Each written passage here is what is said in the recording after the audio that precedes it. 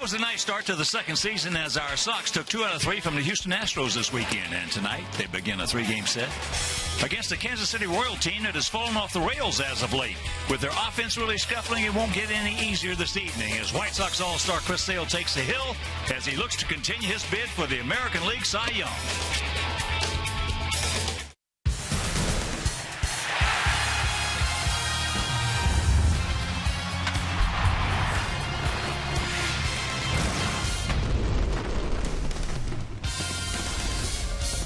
We are coming to you from the city beautiful, Chicago, Illinois, where tonight Comcast Sportsnet presents White Sox baseball. It's Jose Abreu, Adam Eaton, Alexa Ramirez in the Sox as they get set to butt heads with Billy Butler, Alex Gordon, and the Kansas City Royals. Hi, everybody, and welcome. With Steve Stone, I'm Ken Harrelson. As we get set to bring you the first of this 3-game set. As you know, we won 2 out of 3 from Houston. But, you know, one of the things about the next couple of weeks, we're going to be playing our division. It's a good news, bad news situation as far as the Sox are concerned. The good news is we got a chance to make up some ground against our division rivals. But the bad news is we're under 500 against the teams we're going to play. So it's 3 against the Royals, 4 against the Twins as we go to Minnesota, then go to Detroit. Then we play Minnesota here. So a 13-game stretch, even though we're 17-22 against our division, we've got a chance to make things up, and hopefully the team can get hot. They can climb in the division a bit and make it interesting second part of this season. All right, that being the case, if you had to have a guy start off this 14 games, who would it be? Well, it would be the All-Star, the 3-time All-Star, Chris Sale. And Sale going to the mound with 11 days rest, even though he did pitch in the All-Star game with just 1 inning. So he should be strong and ready to go. And you couldn't have a better man out there because when his fastball is right, which it usually is, and he gets that straight changeover, which he usually does, and then you mix in an unhittable slider, which he usually has, he becomes awfully tough to hit. He's 8-1 this year. The ERA is way down there. And as you can see, Chris Sale, even though he has a losing record against the Royals, the ERA 2.45. Now on the other side of the page, Jeremy Guthrie has thrown very well against the Sox this year, but the last 2 starts he's really gotten hammered. So perhaps he's starting to tire, wear down a little bit. It's a good time to be facing the Royals because they're not hitting at all. In fact, Billy Butler has 2 runs batted in his last 17 games, and so if you're playing one team in the division, you'd love to play the Royals at home, and this is the time to play them. Well, Guthrie's going to have his hands full trying to hold down our Jose Abreu, who's trying to extend his hitting streak to 12. So sit back, relax, and strap it down. White Sox baseball coming your way.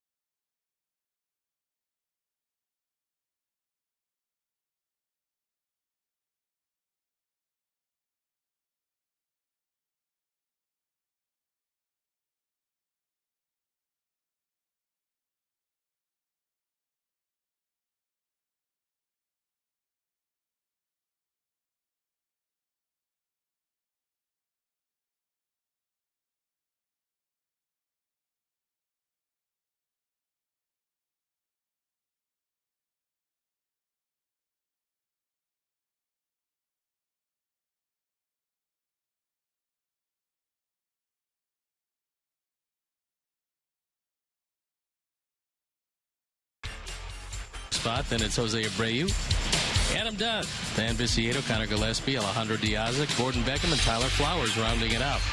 The defense and how they'll line up behind Jeremy Guthrie. It's Gordon, Dyson, and Kane in the outfield with Valencia, Escobar, and Fonte and Butler in the infield. Brett Hayes behind the plate. And our Lexus pursuing perfection starting pitcher is Jeremy Guthrie. 5-8 this year, an ERA higher than he would like at 4.56. Right-handers haven't hit him quite as well as the left-handers.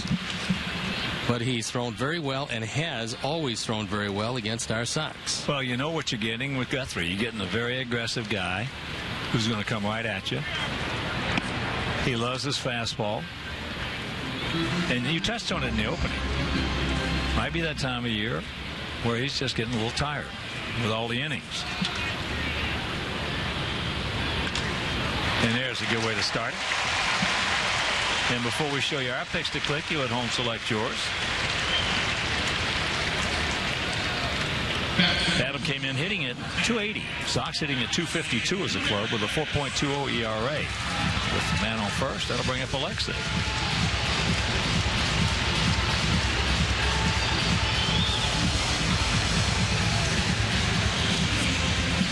Not an easy combination to run against as Hayes, pretty good defensive catcher.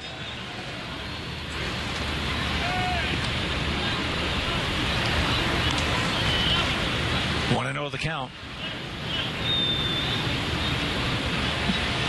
Adam has stolen 9 bases. He's been caught 6 times.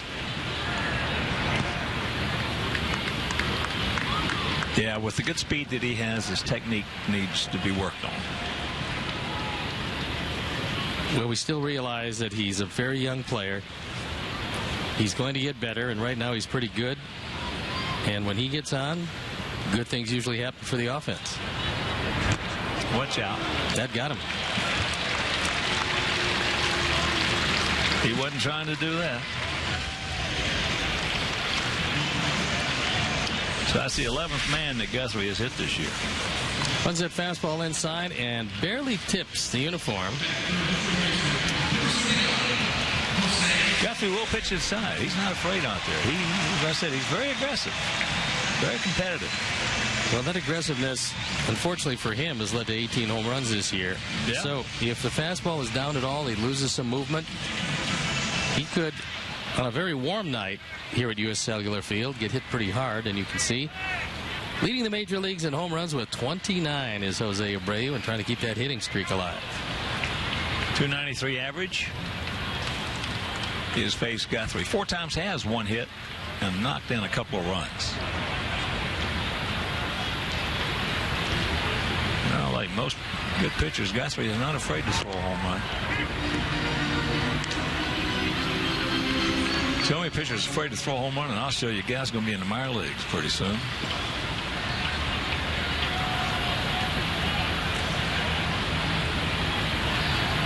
Outfield, for the most part, straight up. Bit of a gap out there in left center. Well, this isn't a situation for it, but eventually Sox will have an opportunity that Kansas City is giving them tonight. Billy Butler, first time he's played first base this year. Played 7 times there last year. And you can just bunt him to death. He's been the designated hitter for the better part of the last year and a half.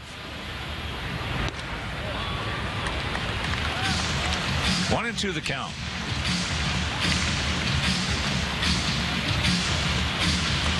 Through the 11-game streak, hitting an even .400. The doubles continue. The runs batted in will always continue. And there's a couple men on for him here.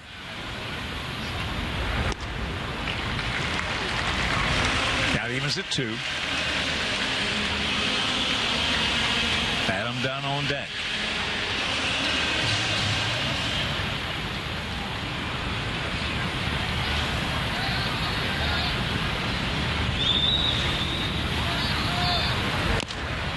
High chopper. Bobble by Valencia. That'll be an error.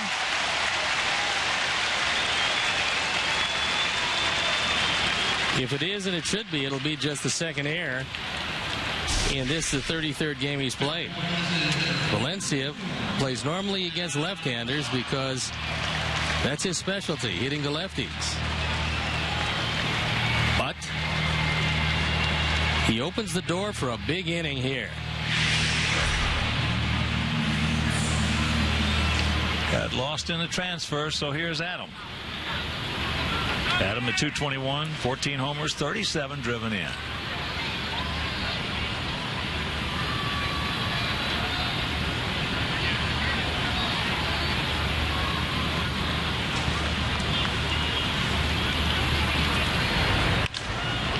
there's a base hit. Thank you very much. That's going to score a pair. Take a quick 2-0 lead on the 2 RBIs. None now with 39.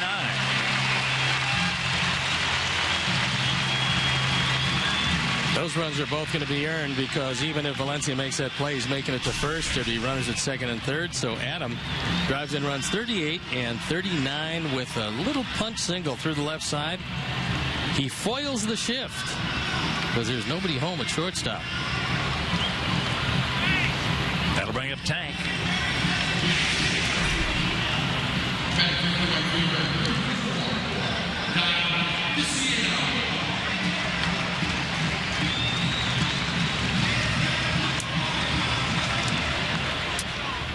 Tank at .241, 12 homers. He's knocked in 36. He's faced Guthrie 25 times, has 5 hits. 4 of them stayed in the park.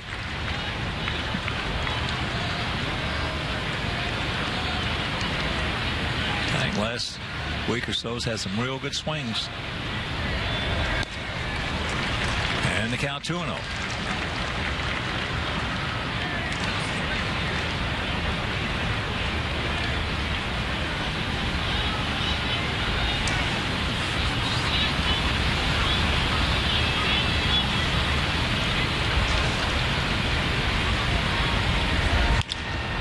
There's his double play. And quickly 2 out. Right now, let's check out our picks to click. DiMaggio, our director of the crew, Beckham. He's going with Diaza. J.J. Shearer and I, all the great folks at Ditka's Restaurants. We're going to go with Tank.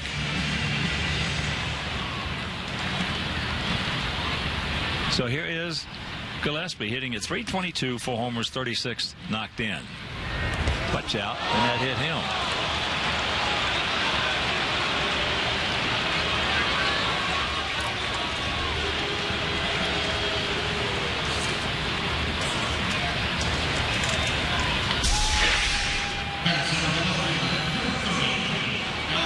Was up a little high, considering that Hayes did want it in, but he wanted it down. And unfortunately,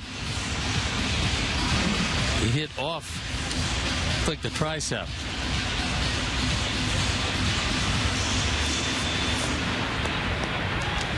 That'll bring up Diaza. Alejandro at .239, 5 homers, 28 knocked in.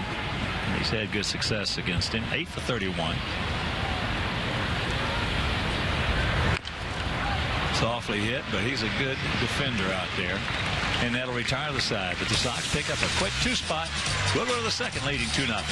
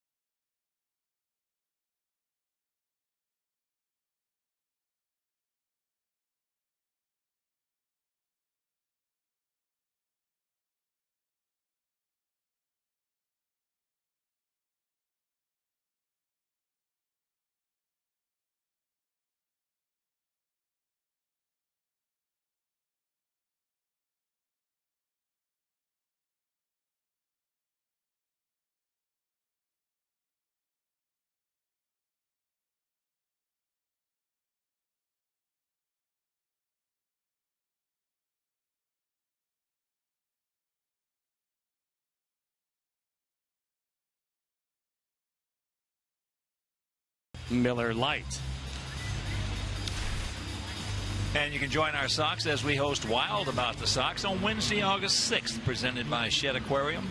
Prior to the 1:10 game, there will be an interactive program about marine life, including a closed session with Shed experts and animals, video and trivia. So for especially priced tickets, visit whitesox.com/SoxWild.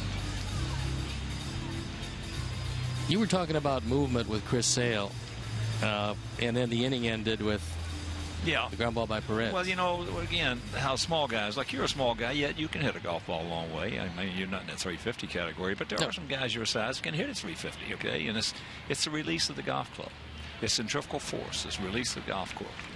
And you see guys like a Chris Sale, when you prefaced it perfectly by saying his first start in 11 days. Okay. So he feels good. There's no question about that.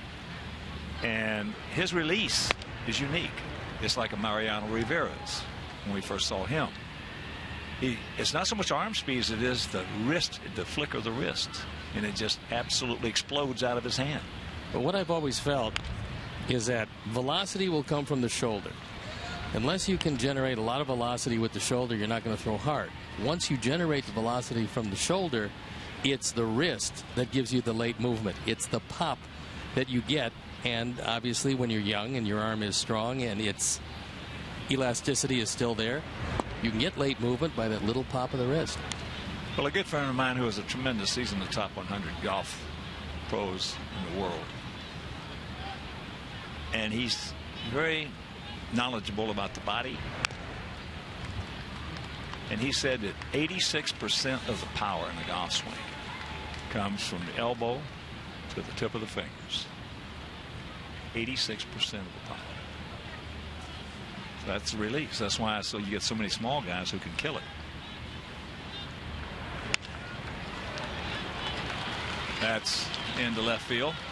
So a single for Alex Gordon.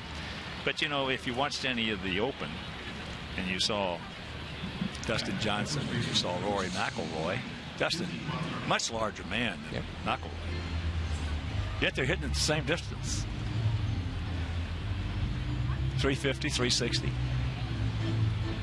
Well, we've seen, I mean, in the years we've been in the game, we've both seen small hitters, big hitters, wide hitters, thin hitters. They hit the ball. A lot of them hit it pretty far. You don't have to be a big man to hit it all that far. But the one common denominator among every power hitter that I've ever seen, including you, was very strong hands, wrists, and forearms. And that's a double play, actually. But Butler does that a lot. And he does it again as he grounds into double play number 15. Oh, we got a big break there. The ball hit the mound and bounced right over to him. That's a Hawthorne Woods hop. It was perfect. Or else it's back in the middle of the center field for a base hit. But the hands, wrists, and forearms are the key. And that gives you that strength to give you late pop, late movement, which, again, you've said it all the time. You can throw 98. If it's straight, it really doesn't matter. No. You go 93 with that late sink, late sail, whatever, and you're going to have a big problem hitting that guy. No question. Hitters would much rather. Doesn't make any difference how hard you throw as long as it's straight. And then every now and then you'll run up against a freak, and I say that complimentary. Like a Steve Dalkowski, who only comes along in baseball once in a lifetime, yet he never pitched in the big leagues because the ball moved too much. And he threw too hard.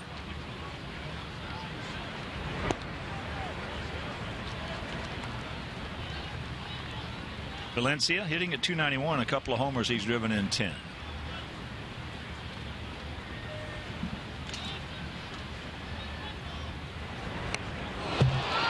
I had a feeling that the inside pitch might have been the message, but just in case it wasn't received, maybe that inside fastball was a message received for Guthrie, because he did hit two men last inning, including Gillespie, who's been red hot, and he hit him upstairs.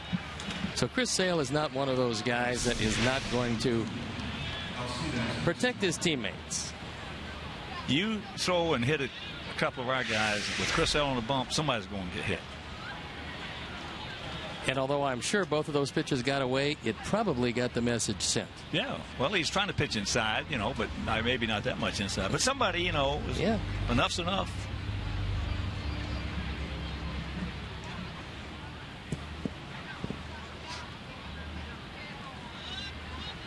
So here's Escobar Alcides.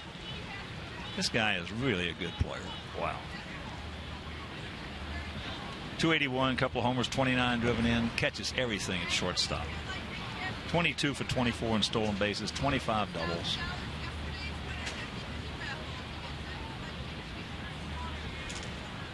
What a terrific trade that was.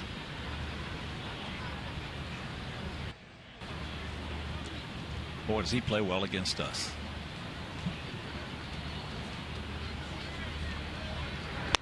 He played pretty well against everybody, and that's why last year was somewhat a surprising year, because he just didn't do much.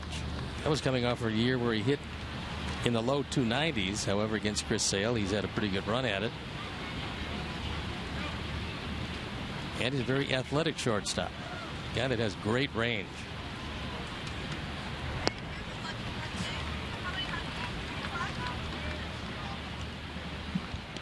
Escobar actually hit 234 last year.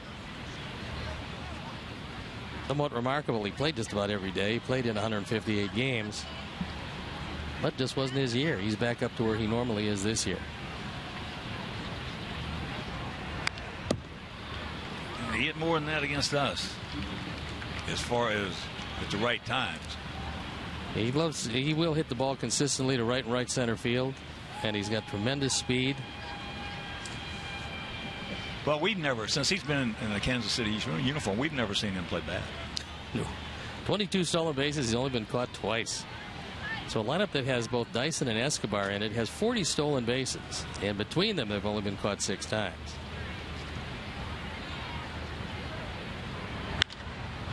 That is high in right field. Bank. And that'll retire the side. Nothing across after an inning and a half. 2-0 Sox.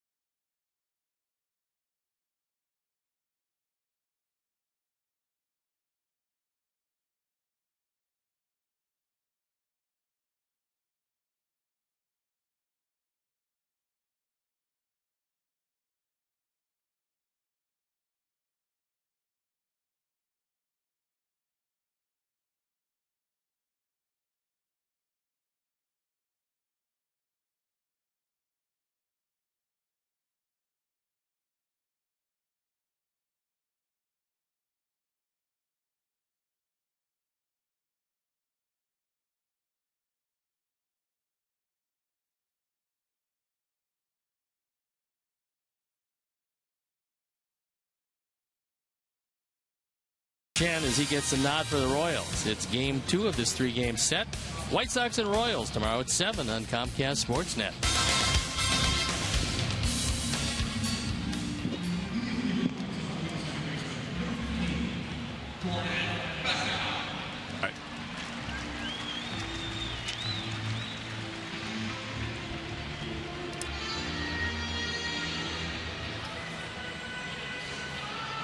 Beckham, Flowers, and back to the top of the order with Adam Eaton. Beckham in 232, 7 homers, 28 knocked in. Barely been scuffling. But everybody does at times. He's 8 for 37, a couple of homers off Jeremy Guthrie.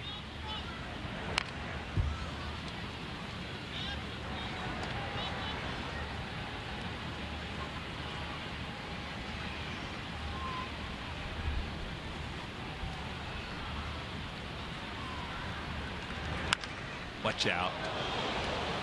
Shot into the seats.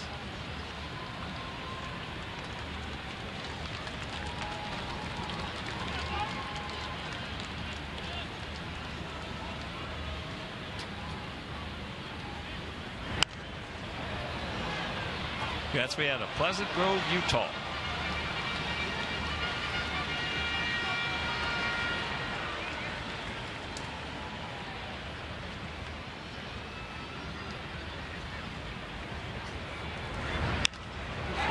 Piece of hitting, but they're playing him perfectly.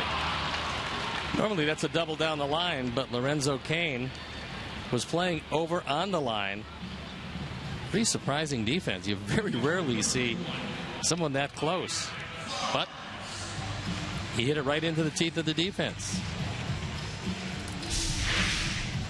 You see where Cain is. Polonia shift right there. Yeah, I mean, only right-handed. Lorenzo Cain can go get him. He is very quick, but he was just aligned perfectly. This is a terrific defensive outfield Kansas City has. As Tyler takes first pitch strike. They catch the ball overall better than any team in our division. And when you have as much range, Hosmer's a terrific first baseman. And Fonte's very solid at second. Alcides is a terrific shortstop. Moustakas most of the time when he's down there, and he's just a terrific third baseman. And then you go to the outfield, enough said. Perez is a terrific catcher. Well, you got a Gold Glove catcher and a Gold Glove left fielder and a Gold Glove first baseman. So when you're starting out with that, And then you got a guy like Kane who can go get them. They do pretty well, but it's hard to build a baseball team with only a couple guys with speed that can't hit the ball out of the ballpark. Well, it's again, we talked about it the other day. It's a mindset. And when you have a big ballpark, the ball does not carry well, especially at night. The ball does not carry well. No, it doesn't. It becomes one that you don't get in the habit of hitting home runs. And hitting home runs is a habit. You either get in the habit of doing it or you don't get in the habit of doing it. There's a base hit right down the line.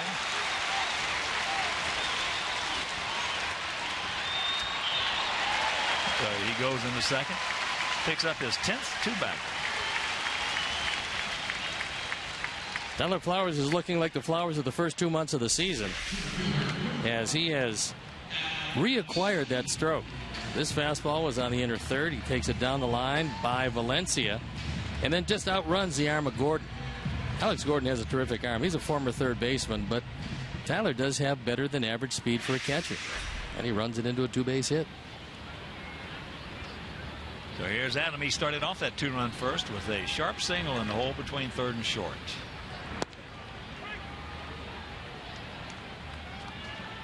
Takes first pitch strike.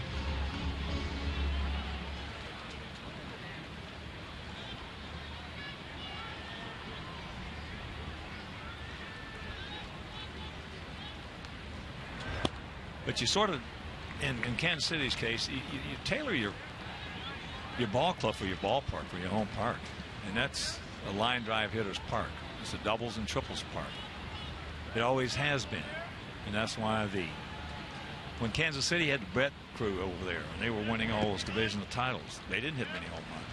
They just hit a ton of doubles and a ton of triples. They had the artificial surface at that point, and they had a group of fleas, and I mean, they could all run. Well, Willie Wilson and those guys, they ran you out of the park. Yeah, and they did. They won on a consistent basis there for a while, over 50 games at home every year.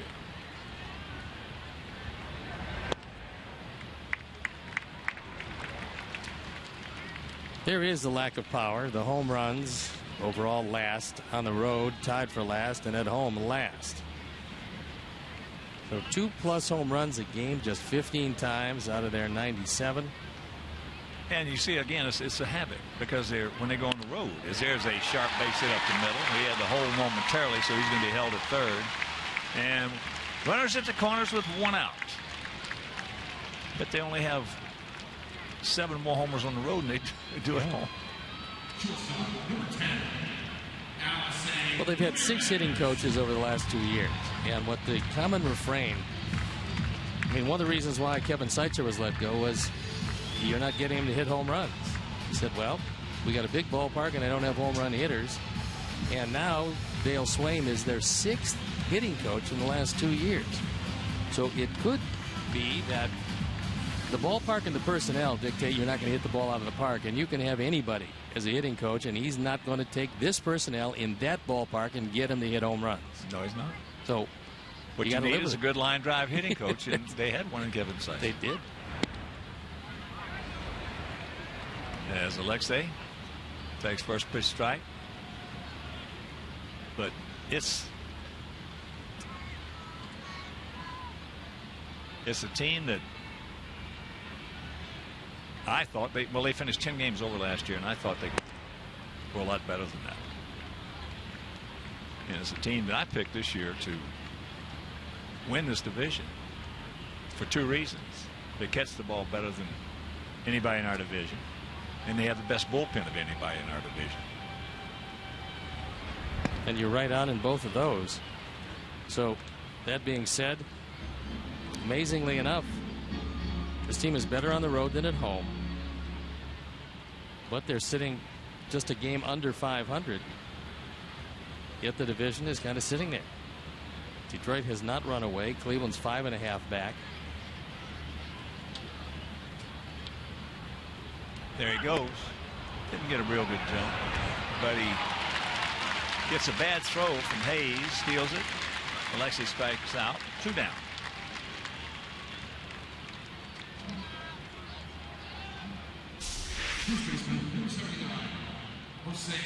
Not an easy pitch to handle. That ball is down, and Hayes one-hops it to Infante. By the time that ball hit the ground, Infante's only thought was, keep your eye on Tyler Flowers. I'm not going to worry about the tag at second base. I'm going to worry about that man at third who can score the run. Infante knows how to play the game. He's really a great addition to this team. Yeah, he was a tremendous pickup. So Ducks on the pond with 2 down, and here's Abreu.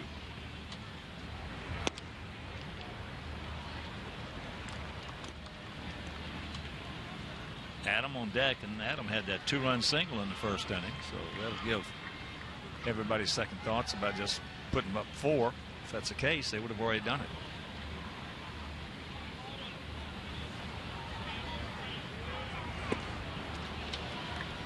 Way out in front, off balance.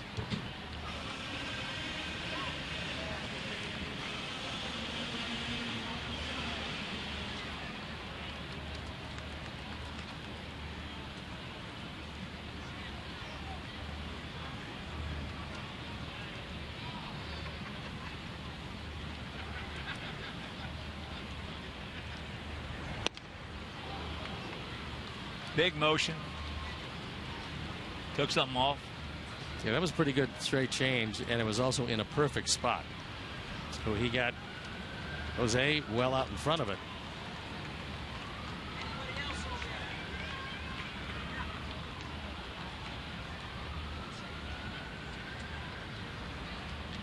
Outfield straight up. Spread out.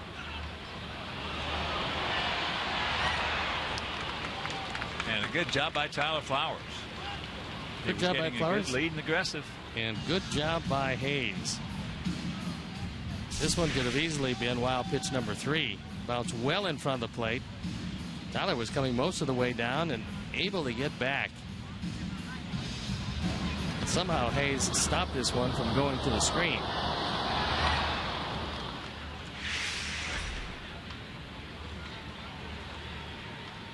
And the 2-2 pitch.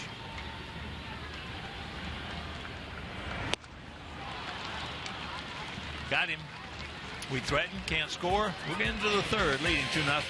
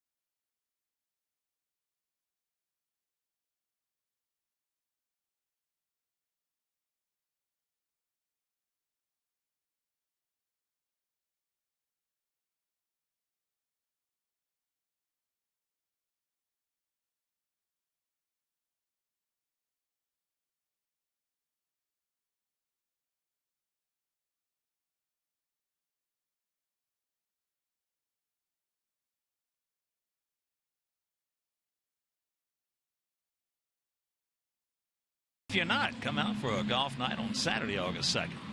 All golf enthusiasts can purchase specially priced tickets, and the first 1,000 fans to purchase will also receive a Paul Konerko golf towel.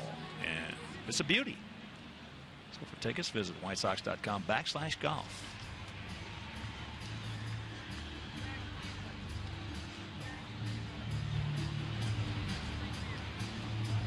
2-0 Sox here in the top of the third.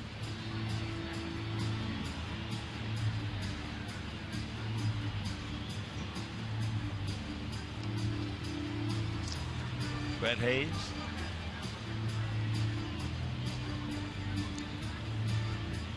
Hitting at 111, 1 homer. He's knocked in 2. He's had just 45 at bats this year.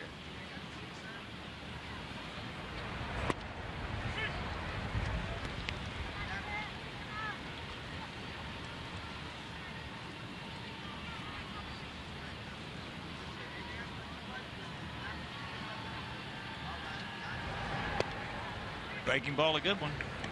Probably you're not going to get a whole lot of action behind Salvador Perez, who's played in 87 games. This being his 88th, although he's a designated hitter tonight.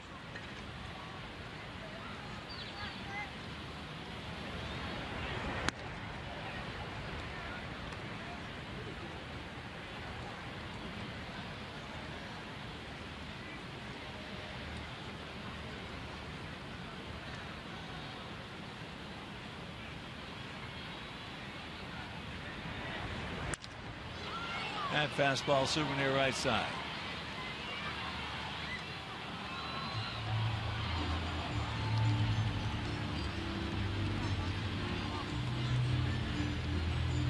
Perez has started 85 games behind the plate. So this just the third that he's been used as a designated hitter.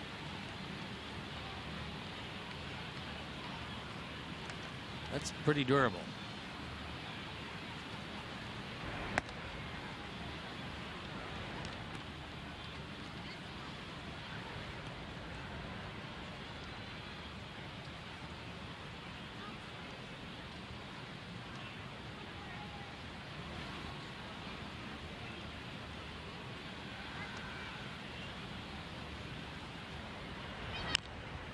Change up.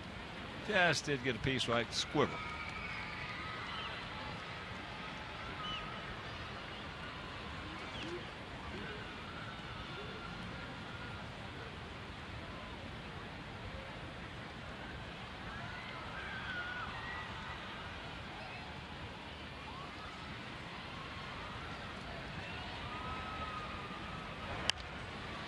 Another souvenir right side.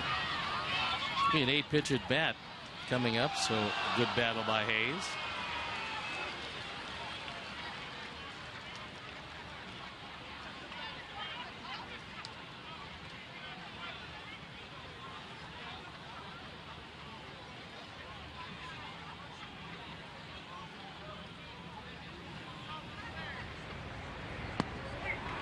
He gone.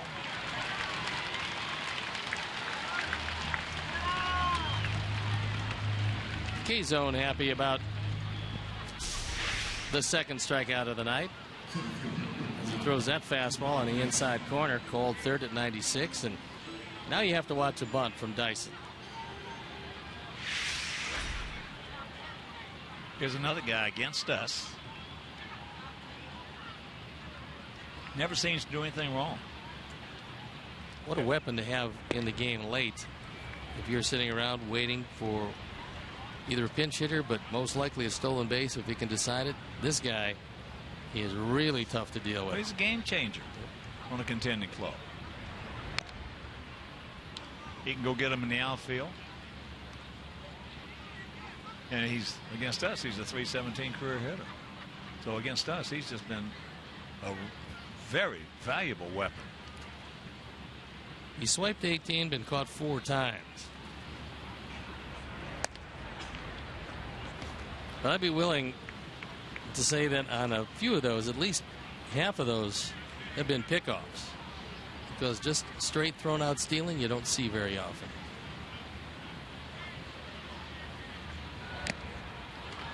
There you go. K-Zone again. 2 in a row.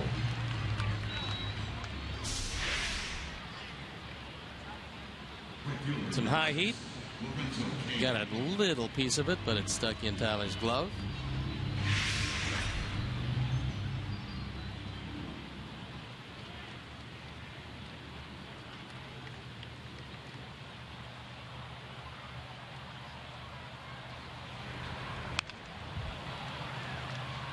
Kane, he struck out.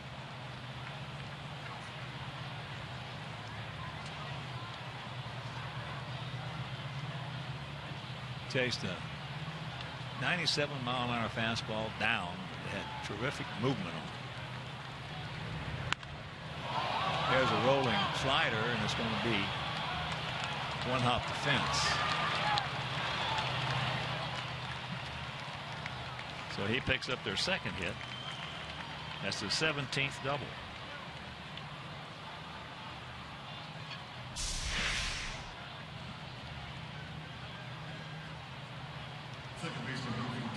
This one was very hittable. There's no late break. Kind of gradually comes in, one of the few mistakes that Chris has made tonight. And Kane is too good a hitter to make a mistake and get away with it. So now Tyler goes out there telling Chris what set of signs he wants to use with Kane at second base. Yeah, he got underneath and around that one.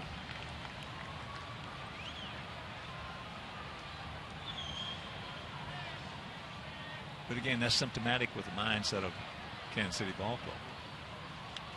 And the difference being that same pitch right there, if you get a club that's hitting a lot of home runs, that ball probably goes out of the ballpark. Because that was certainly a home run pitch. Yeah. And with runners in scoring position, Infante's been awfully good, and most of the time he'll hit the ball to right and right center field in situations like this. That's, of course, he gets a curveball in.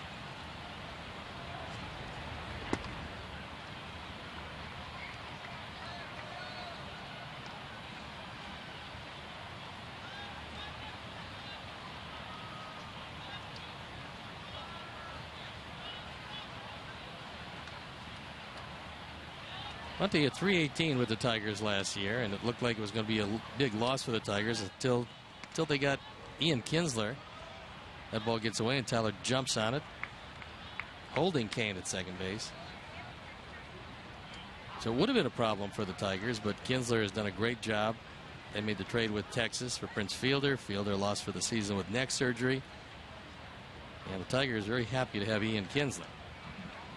Well, when I picked them this spring to win the division, if you'd have told me on July 21st that Infante was leading this ball club in RBIs, that's what I told you. They're not going to be in first place. They could be in trouble.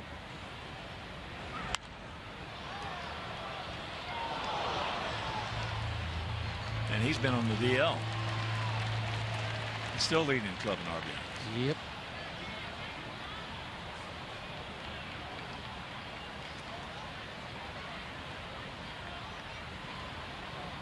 Ian Kinsler is hitting .294 with 11 home runs and 53 runs batted in.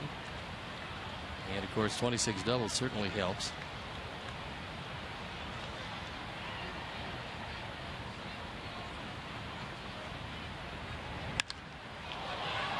That ball into right field. We got a man there. Did well, but 2-out double goes for naught. We go to the bottom of the third. It is 2-0 Sox.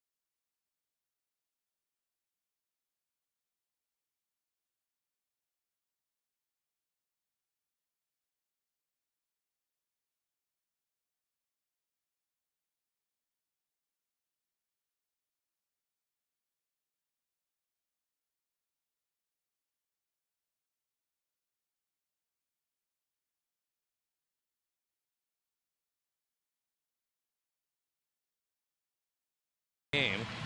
And as usual, it's brought to you by AT&T.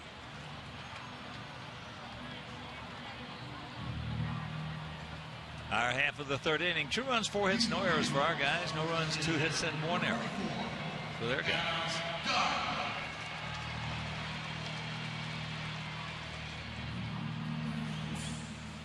As it turned out, it was a big error. Huge error.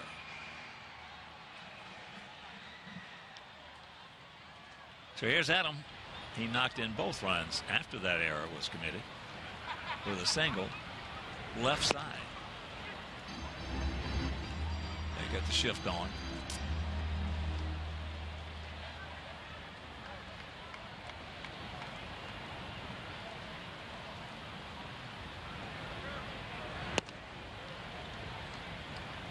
Tacks it up, takes ball 1. 1-1 to count.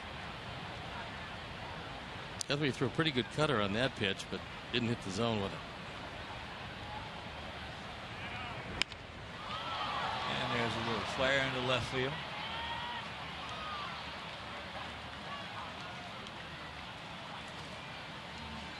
One down.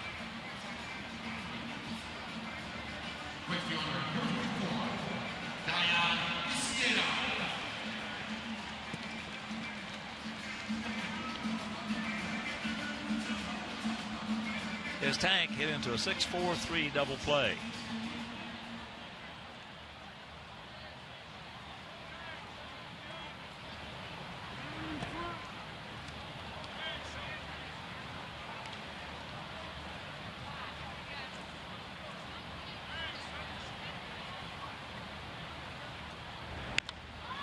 And that ball hit into left field for out number 2.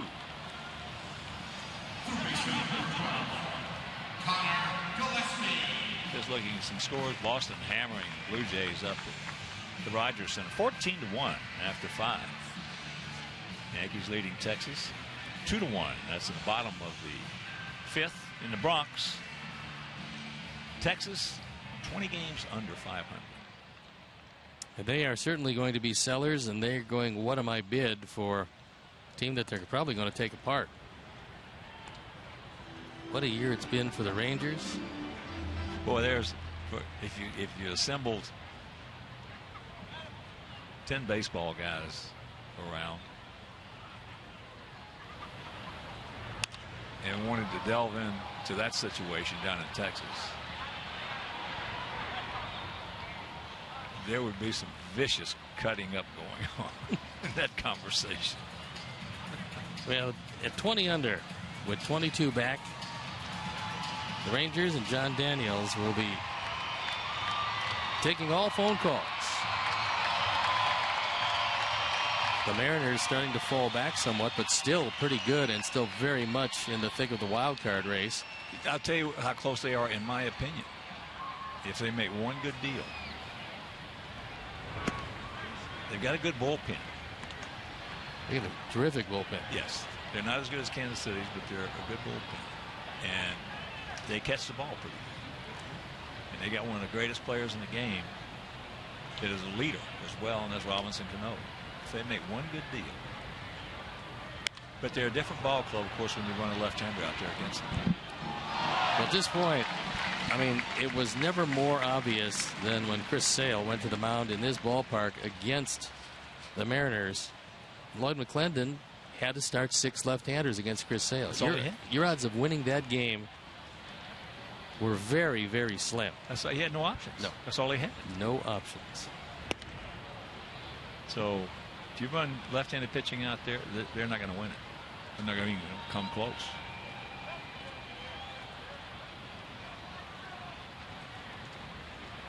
And not too many, you know, the irony of the whole thing about this new, everything runs in cycles in baseball. Everybody's looking for right-handed power.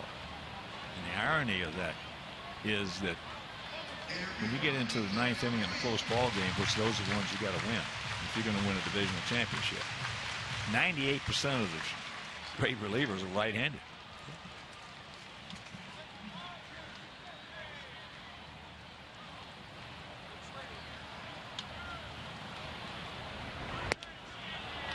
Got him.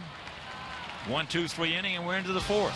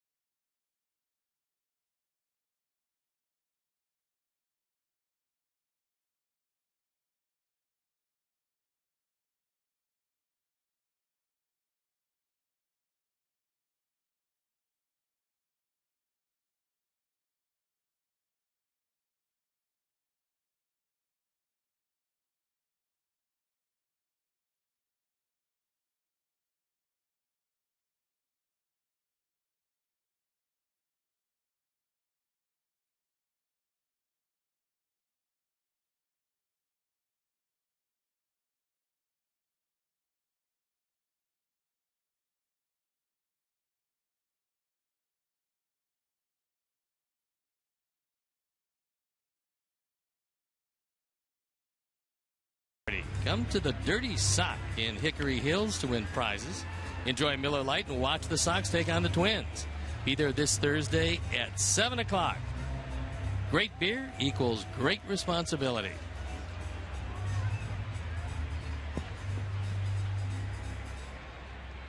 Perez will lead it off. Salvador hit the ball sharply down the third. Gillespie bobbled it momentarily, but controlled it nicely and threw him out.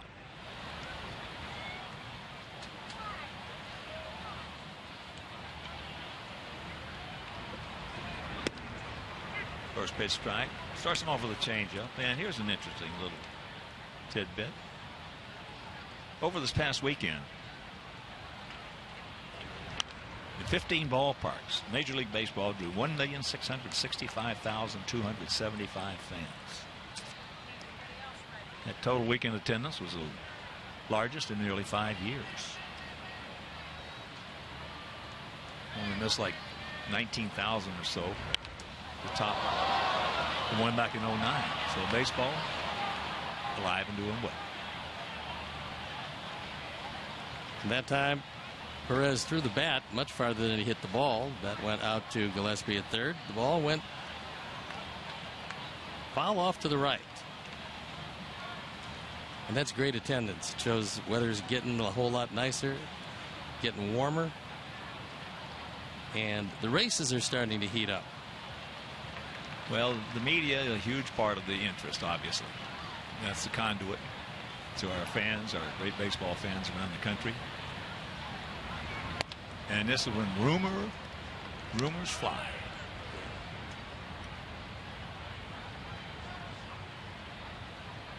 It is that. In just over 10 days. There you go. For making a trade without having to get waivers.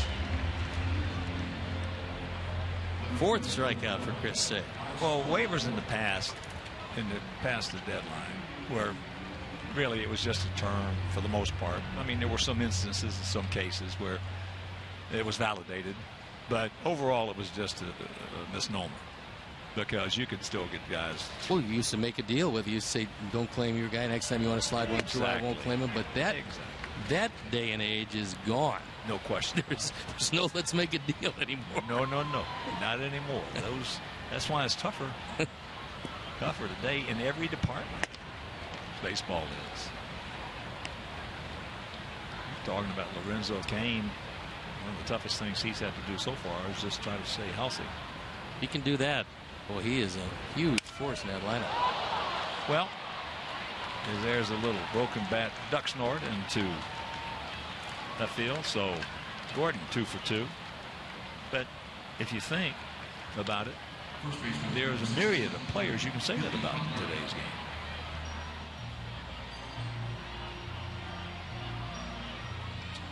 This year especially. This year has been one of those years, and I think that's one of the reasons why you find so many teams in contention. But there are more injuries to players who are very important to their respective teams. I mean, you usually get a whole lot of injuries, but this year a lot of stars have gone down and continue to go down. Here's Billy Butler. There's a rocket. There's a hang rough, and he gets back in. So Butler now 0 for 2. Well, you just brought up a point that not too many people have thought about or talked about. And it's such a big issue. It's such a big point of the parity, besides the money, the injuries. I've never seen anything like it. You've never seen anything like it. And trainers will tell you the same thing. You talk to Herm Schneider, who's been around for a long time, and you're seeing injuries, and not injuries for lack of not working out or not prepared or anything else. Just a lot of things happening coincidentally in the same year to take out some wonderful players. Well, the designer injury this year has been the oblique. That happens a lot. There you go. Safe. Got a breaking ball to go on. That's the only way a left-hander is going to be able to steal on Chris Sale, and that's go on first move, and you run the risk then of getting picked off if Chris comes to first. He didn't. And Gordon is in at second base with his 7th stolen base of the year. He's been thrown out twice. And he just barely got in there, but the hand was in before the tag.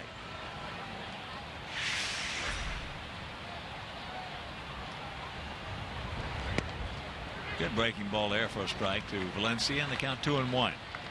He was hit by a pitch his first at bat.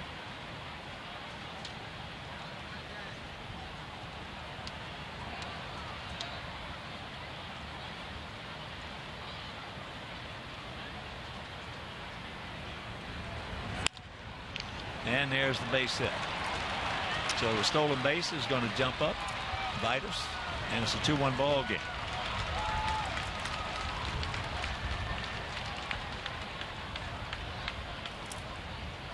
RBI number 11 for Danny Valencia. He takes it right back through the middle.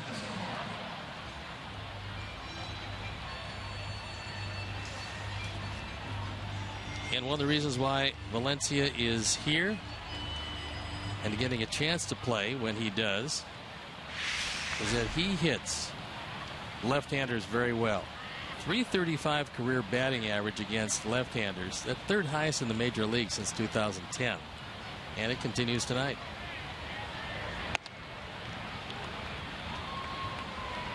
And yet that's his first hit off Chris Sale in 6 at-bats. He's not your typical left-hander by any stretch of the imagination. Nope.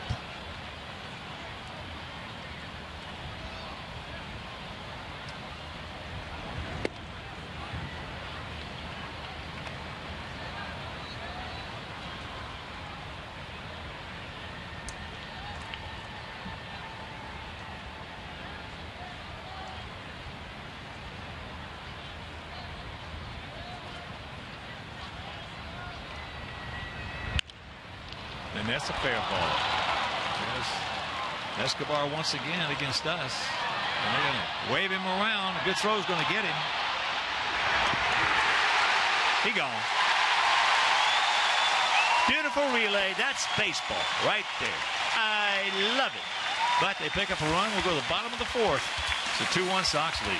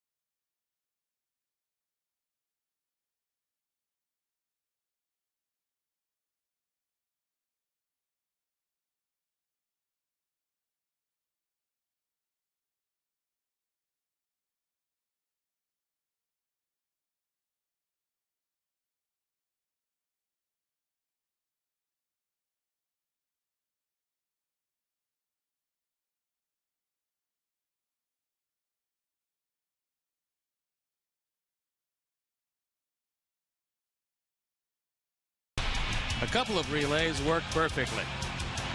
Escobar takes it down the line, and all Alejandro has to do is get it to Ramirez. He's got to get it to Flowers in time, and they cut down Valencia at the plate. So 2 perfect relays. And you figure you take a gamble because Brett Hayes hitting 111 is coming up next. And in this case, the tying run does not score because a heads-up play by Diaza and Ramirez. And by the third base coach. He had to gamble. You got to. Got to gamble. He knows the third base coach has got all that all programmed before the ball is hit. As here is Diaza.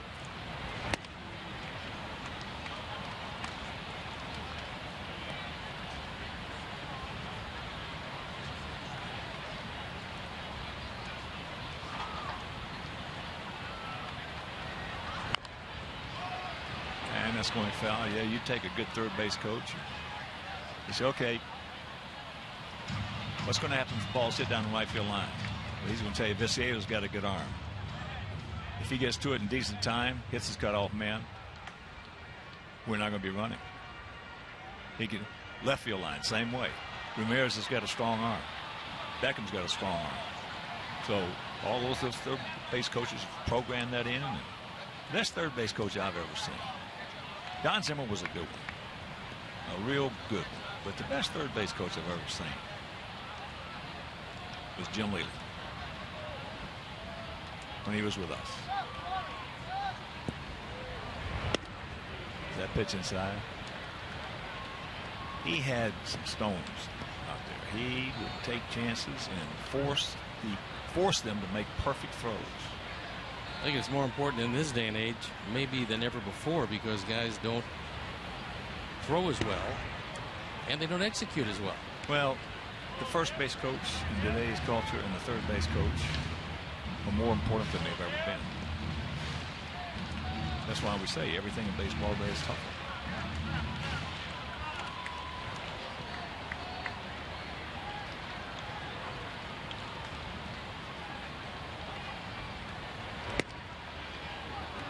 I'll tell you, he's done a great job at third base coach too in the games that we've played over the years. Mike Gallego. Yeah, he's a good one. That is the Oakland third base coach.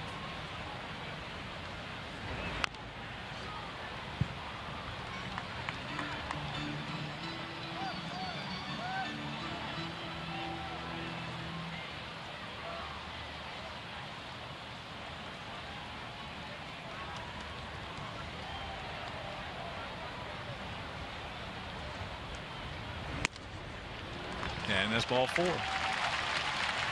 the leadoff walk. And you can join the White Sox in honoring the Chicago area police and fire department. So join us on Tuesday, August 5th for Police and Fire Night, presented by UL. Also, first 20,000 fans receive a 1983 White Sox reusable bag. So to purchase tickets, visit whitesox.com or call 866-SOX-GAME. Here's Gordon. He had a good at bat. Albeit made an out, hit a line drive. Renzo Cain was playing in perfectly close to the line in right field to make the catch.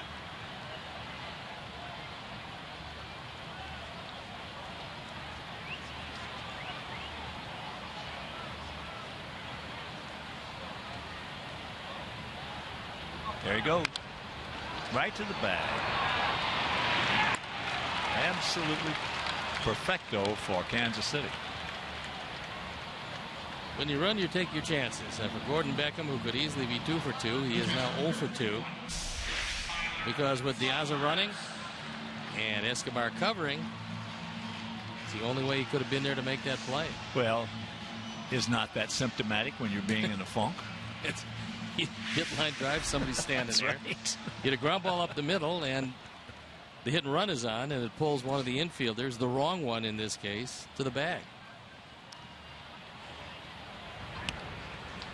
Flowers Had a double. But, you know, managers have their own ideas on how things should be done and how bases should be run and who the coaches should be. Alvin Dark was the manager who went to the World Series with a team from the American League and the National League. And Alvin Dark was a very religious man. Didn't smoke, drink, or gamble.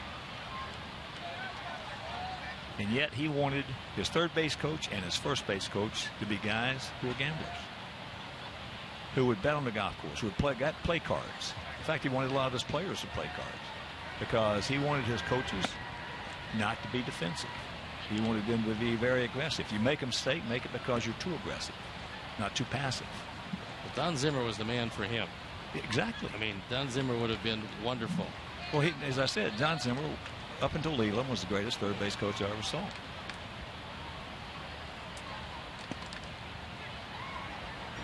And actually, you could put them in a hat, pick one out, and you're still a winner.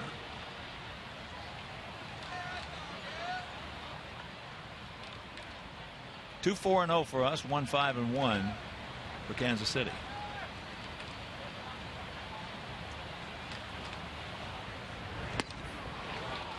Got him, breaking ball, and we're into the fifth.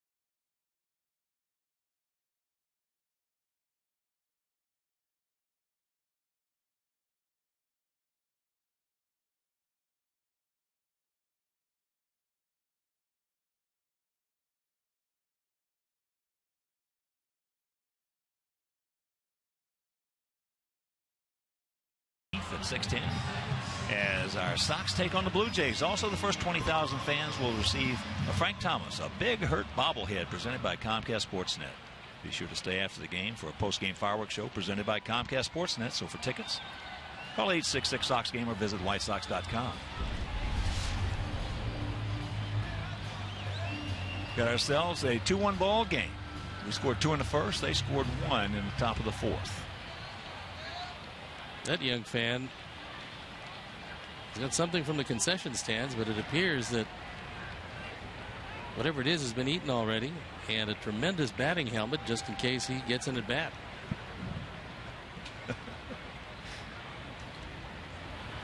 So here's Brett Hayes, can't get the change up.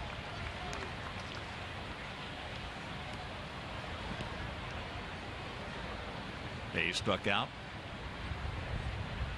Called out his first trip.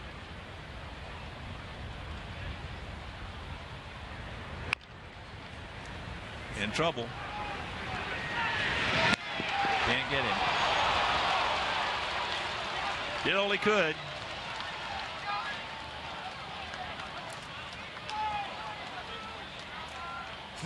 You're probably going to be able to count the infield hits that Brett Hayes has this year on one small hand, but he gets one here. Well, that's what you call a duck snort infield hit. He hit it just softly enough, hard enough to get it by Chris Sale, and soft enough so that Alexi couldn't get to it in time. Now you would think that Dyson would be bunting. I know Gillespie is, because he is way in on the grass at third. Garrett struck out his first trip.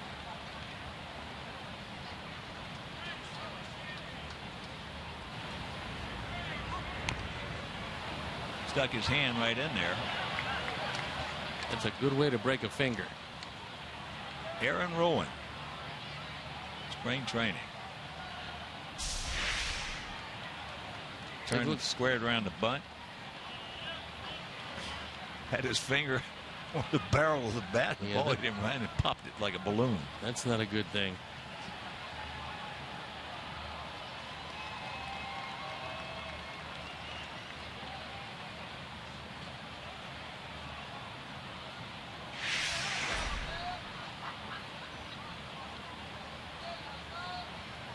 He appears to be okay, and he's a very lucky young man. At this point of the year, fractured finger could be a season ender.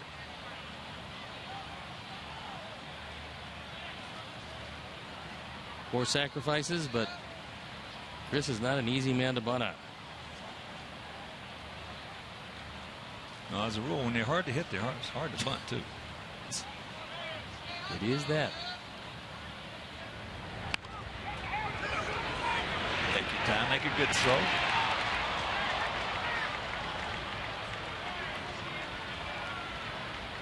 So they get Hayes.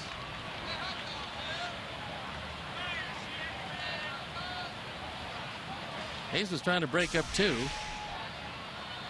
and he did get a piece of Alexi. Not a good bunt.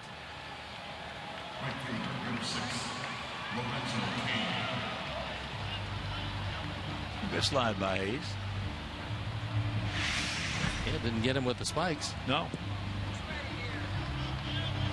Although he knew that he wasn't going to double up Dyson. No chance.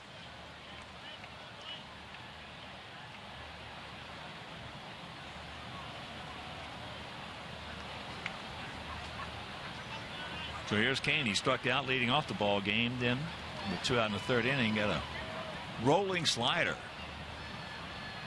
He hit a one-hop double off the left field fence.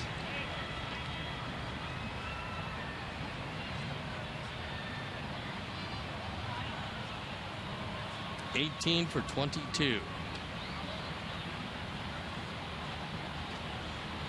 And a big lead at first by Dyson, who takes big leads.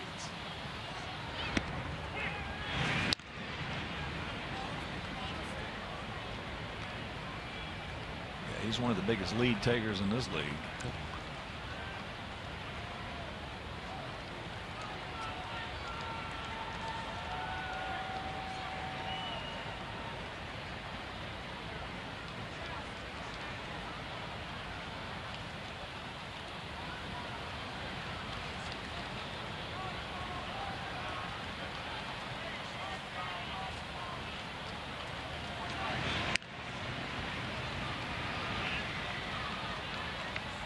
When you don't hit home runs, you've got to run. And in the American League, nobody runs more than Kansas City. They lead Houston by 3. And surprisingly, you don't see the Yankees on that list too often, but they're 11 back.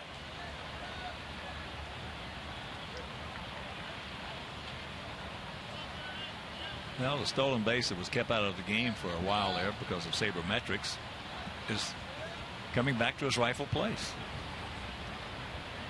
It is that, especially as fewer balls leave the ballpark.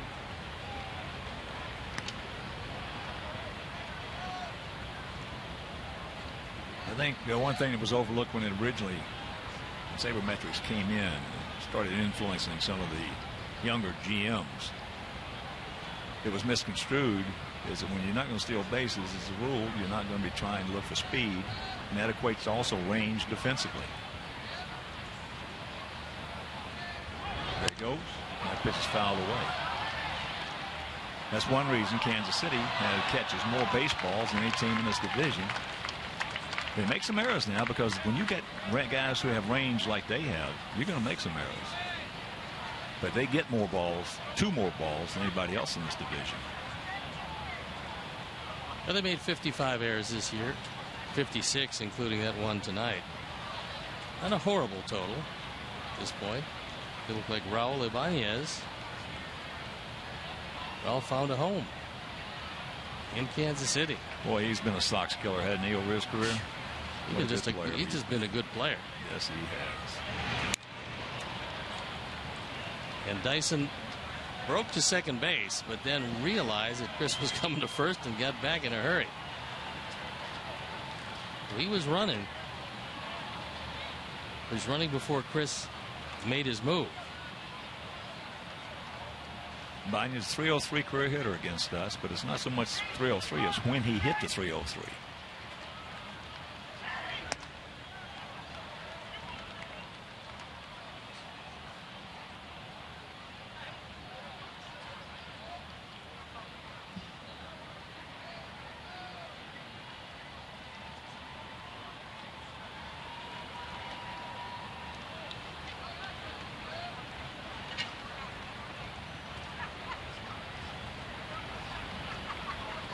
There you go. Boy, he gets sawed off right there. Wow. 2 down.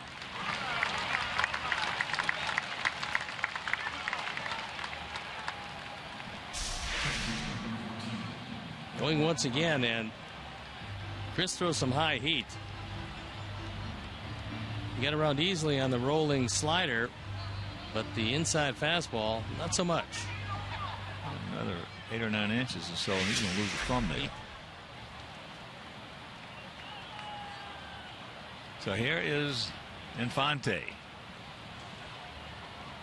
He is grounded to third and then lined very hard to right field.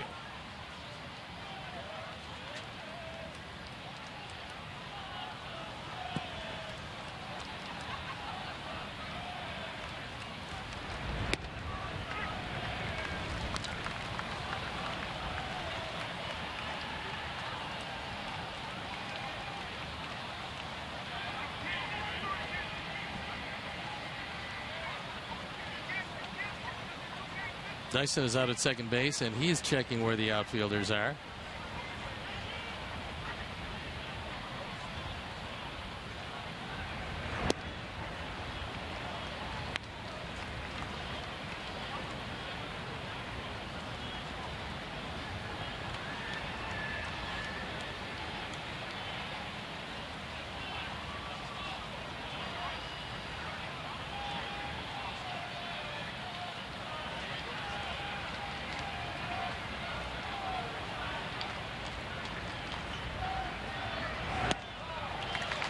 Change up.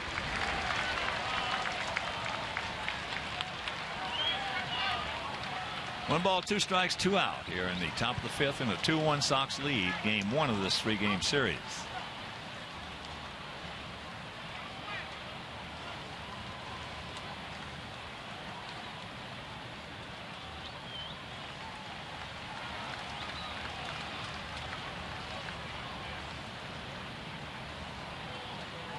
We'll have tomorrow night, then Wednesday afternoon, and after that game, Ford Charter, head on out to Minnesota for 4 and Detroit for 3.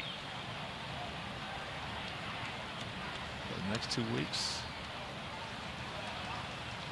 counting tonight in our division. Good fastball, ate him up. And that'll retire the side. We're halfway home, leading 2-1.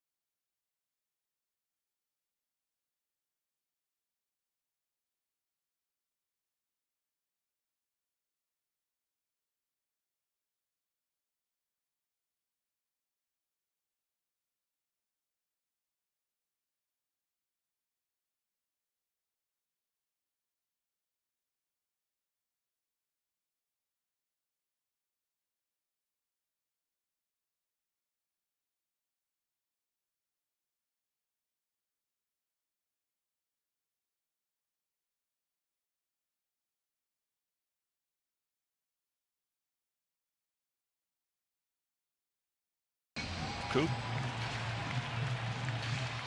One of my best buddies. Coop's the kind of guy once you get to know him, you love him. Doesn't hurt that he's right up there with the best pitching coaches in all of baseball. Well, let's put it this way. You might tie him, but you're not going to beat him.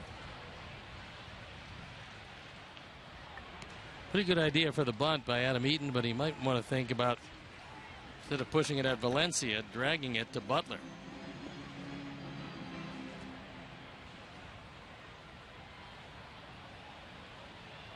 Two, 4-0 for us. 1-6-1 for them.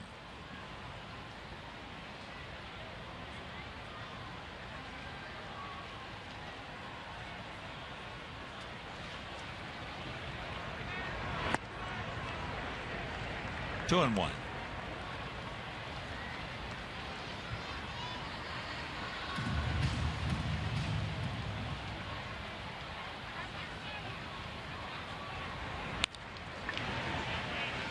Infante. One out. Eaton now 2 for 3 with that stolen base and a run scored. Nice play by Infante, gliding to his right. He's only made 4 errors this year. And this is his 76th game. So it's been a good defensive year for a very good player. Well, if you take... Well, he's leading the club in RBIs. And if you take when he gets those RBIs, that's underneath the glove of Valencia. But look at Escobar. He's all over the place against us. He's another guy with a very strong arm, because normally if it goes under third baseman's glove, shortstop's not going to have a chance to throw out a guy who runs like Ramirez. But this year, there's no question about who's been the best clutch hitter on this Kansas City team. It's been Infante. He's pretty tough. Here's Abreu. Reached on an arrow and struck out.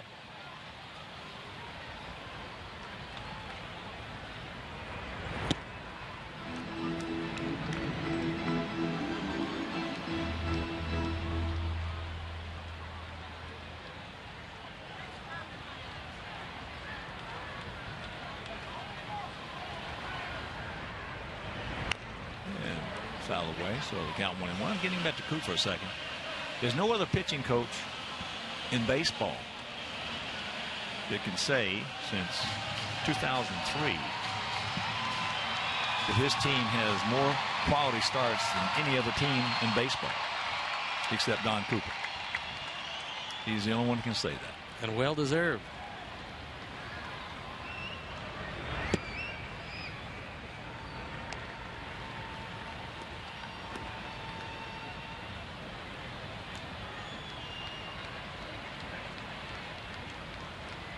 One of my joys in spring training is going to watch Coop work with some of the guys, especially when he gets behind them.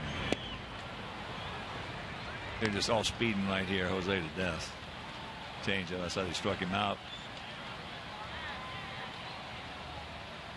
in the first, but when he starts giving them, all right, here's so-and-so.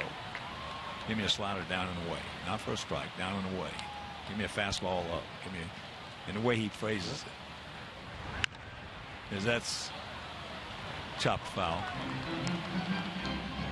That's the way a side session should be run, because just to throw the baseball with nothing to accomplish doesn't really make you any better. Just it works your arm out. That's all well and good, but a good thoughtful side session is very beneficial. Well, he works to any your brain. pitcher. Yeah. He works. He gets you thinking. There's a foul ball.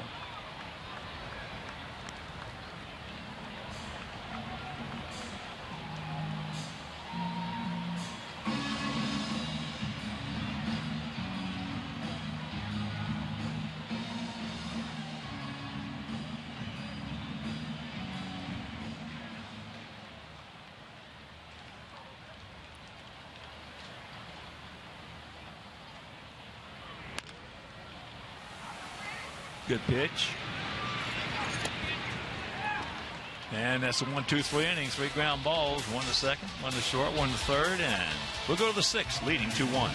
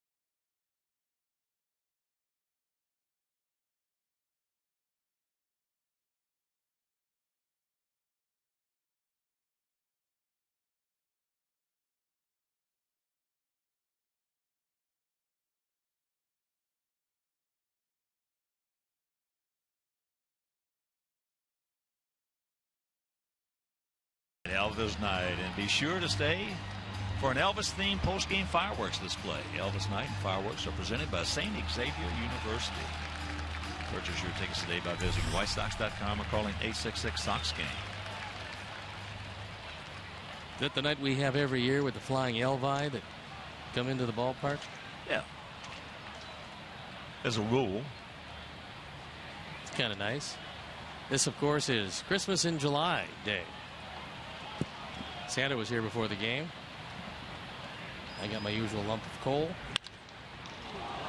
Hits the bag. So leadoff single by Salvador Perez. He's now 1 for 3.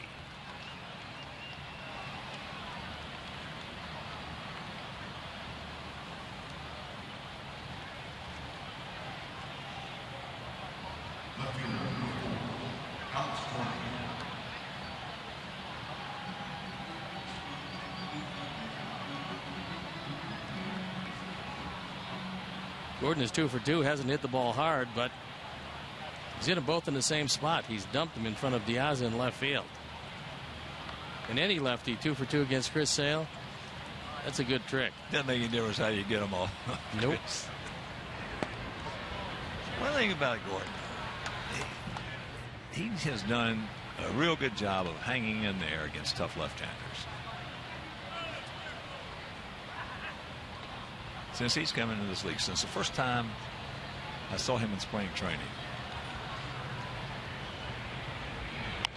As good as he's been, he has never reached what I thought he was going to do.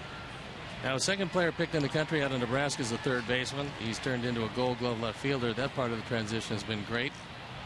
Got off to a very slow start offensively. In fact, they sent him down to the minor leagues. But he's just a good, solid player. Maybe destined never to be a star.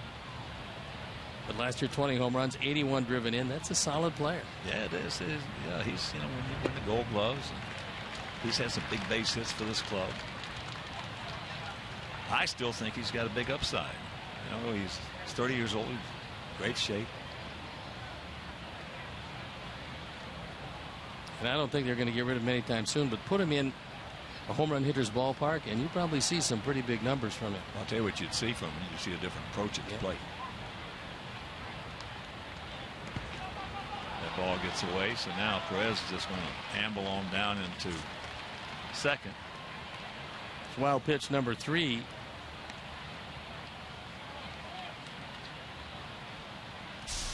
But Chris Sale in 100 innings, only 3 wild pitches is very good, and that ball just, Tyler did it pretty well. He shifted to his left.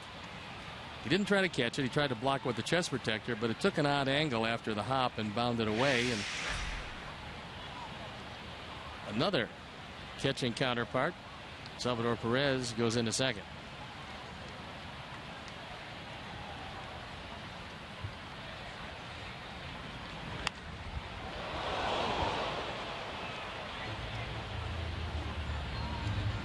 I think one thing that a lot of hitting coaches overlook in today's game is the fact if they ever go to Cooperstown and look around and they had a picture of that particular hitter, which they all don't use, but if there was a picture of that particular hitter by his plaque at home plate from up above, as that breaking ball popped up, and stay with it. No, just right on top of right dugout. But you would see Cooperstown is filled with guys who stood right on top of the plate.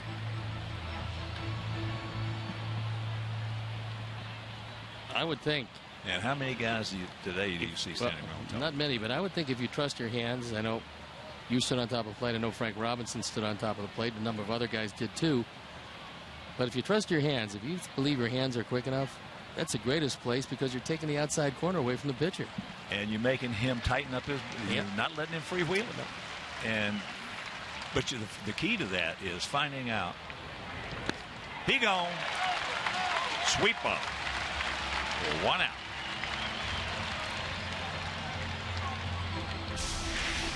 Well, Chris, once he made the wild pitch, had to make the determination that he could not allow Gordon to pull the ball. Because pulling the ball sends Perez to third base. And he eliminated that with his 5th strikeout. He has yet to walk anybody. But he got the job done. Now you're facing a guy who's been struggling, driving in runs, and Billy Butler. Billy is 0 for 2 last time. Up hit a P right to Alexi. It's short. But the key to that is finding out guys who can stand it. A lot of guys cannot stand close to the plate. They just can't do it.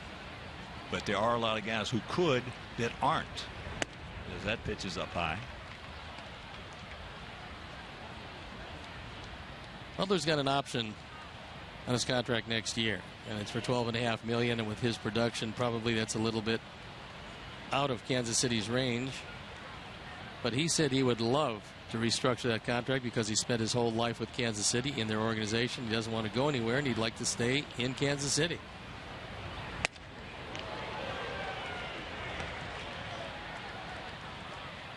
The Butler's been pretty good. As you can see, the most hits since 2009. Robinson Cano at the top. Miguel Cabrera might just catch him this year.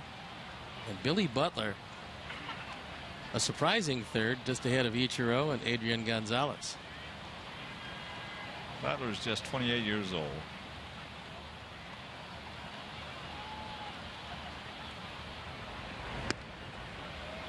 And he has been a very smart hitter. But like you and I talk about all the time, everything in baseball is contagious. When you get on a club that's struggling and you're a Billy Butler, chances are you're going to struggle. Because, first of all, in his whole career, he's really never had any protection behind him. Doesn't have any now. No. And when he got that ballpark, and when he tries to do too much when the other guys aren't hitting, he does the same thing that the big hurt Frank Thomas did with us. He gets outside his zone. And that's just normal for a guy who wants to win. There are a lot of clubs that would be glad to pay this guy right here $12.5 million next year.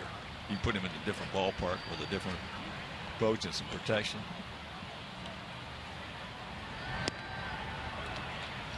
Well, Chris clearly pitched around him, even though Billy is not hitting the ball as well as he can and not driving in as many runs as he probably would like. Chris, in that situation, wanted no part of it. Because that is the first walk of the game, and that was a clear pitch around. And here comes Robin.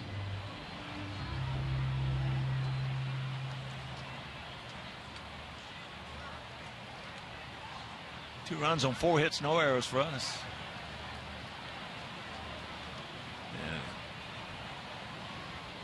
Going unsaid so far in this game, we scored 2 in the first inning, and since then we've only had 2 hits off Jeremy Guthrie. After that first inning, he started to use a straight change and getting it over the plate, and that's been the big difference because first inning he didn't use it, had some problems control wise, and since then that straight change has been his best friend. Well, he hadn't hung any of them. Nope. Kept them down. A lot of them way down, but they're all down.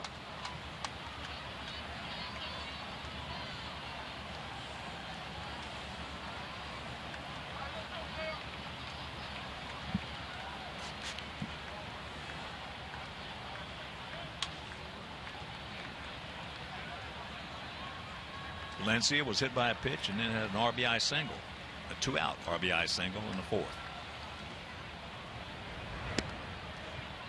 And this guy here has done some damage against us in the past.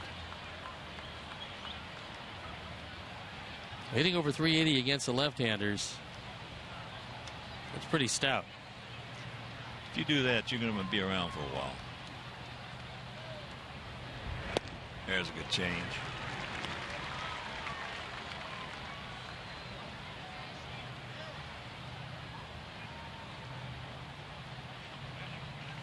Guys who can hit left-handed pitching, good left-handed pitching, got themselves a job.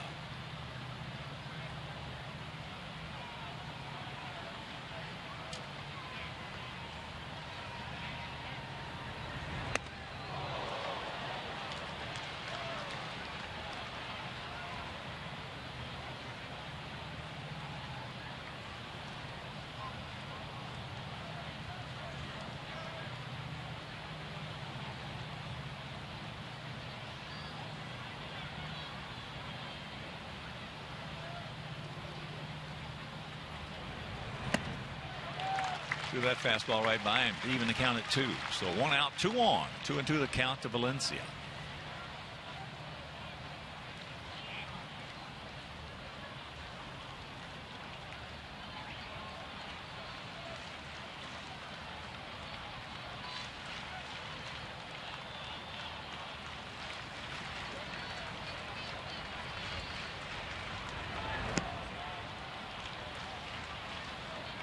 It goes full. Tried to get him on a changeup, but bounced it.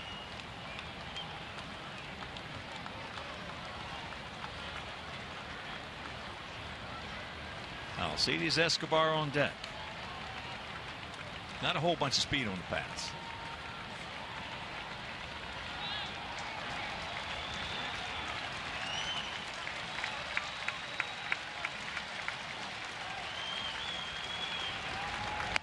He gone.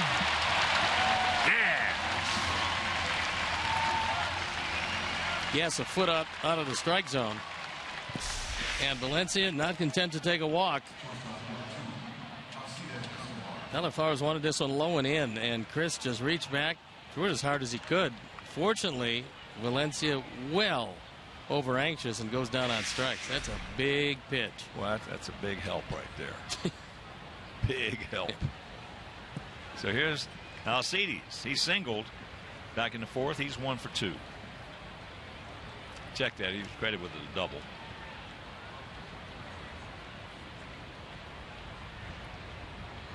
That was his 26th double.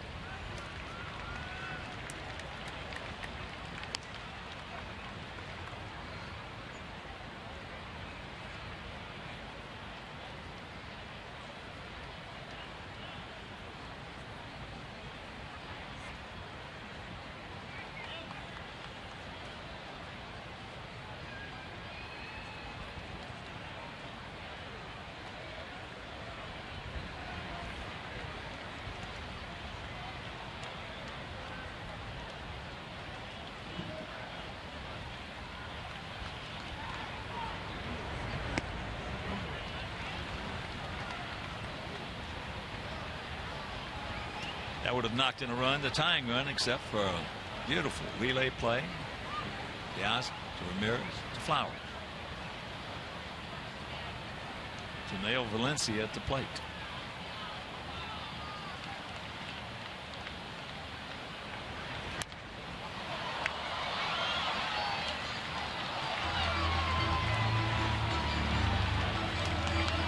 One and 2 the count.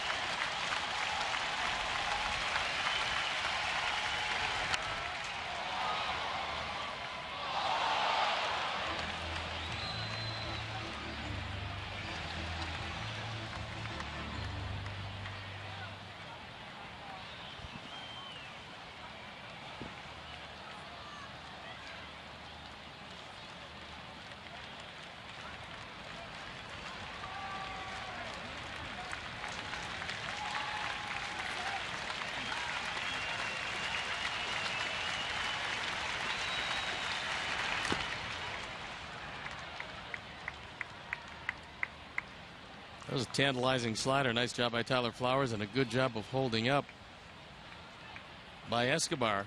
Because normally hitter's going to go down on strikes on that last pitch. So 2 on, 2 out, 2 balls, 2 strikes. And number 2 at the bat.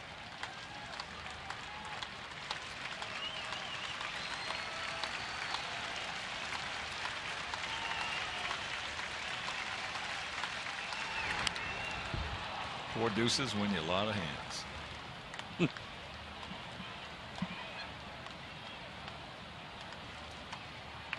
I'll take 3 of them and take my chances. You a poker player? Not too often.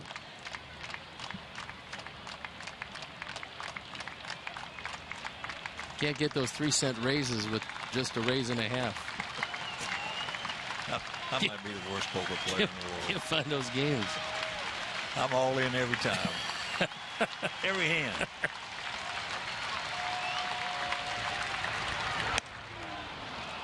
Full count.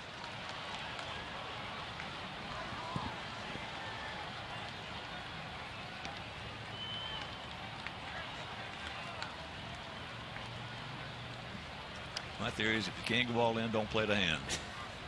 Brett Hayes in the on deck circle. He got an infield hit last time.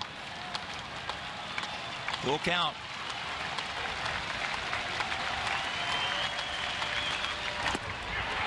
He gone. Oh boy. Aced him. Pitches out of the jam. We go to the bottom of the sixth. Chris leads it 2-1.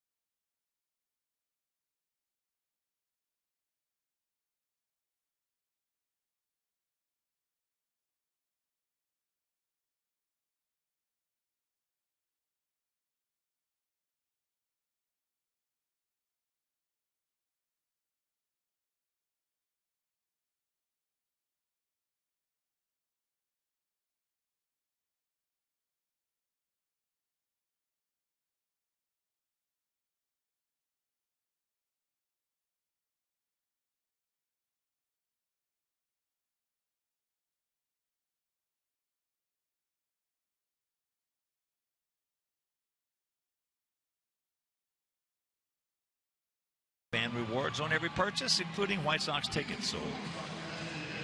Plus, with all-in pricing, there are no surprise fees at checkout. So StubHub, your tickets, upgrades, and more. 2-1. Ball game here in the bottom of the sixth inning. It'll be Dunn, Viciedo, and Gillespie. Middle part of the order, and would make things a lot easier for Chris Sale, who's knocking at the door of 100 pitches, to get a little insurance here with a very skimpy 2-1 lead. It's Jeremy Guthrie, who's always thrown well against the Sox, and after a shaky first, he's thrown well here tonight.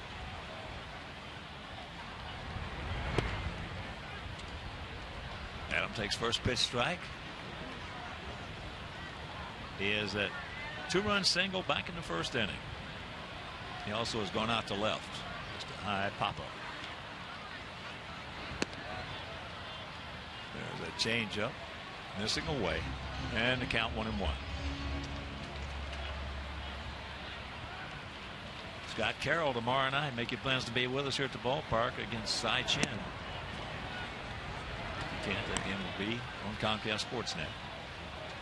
Then on Wednesday afternoon, the finale. Jose Quintana, who's really been pitching well, against James Shields, who's really been pitching well. That game will be over WGN.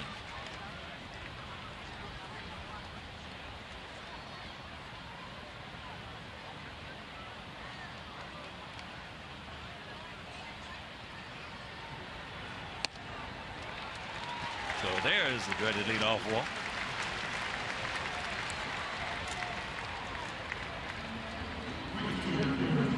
Second man he's walked, both of them leading off an inning. Diaza in the fourth, and now Dunn.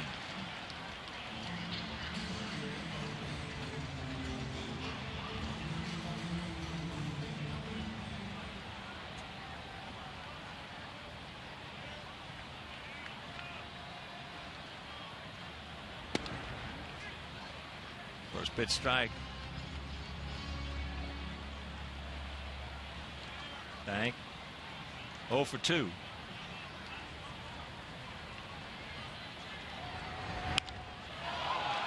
And that's into center field. That's can of corn. Dyson.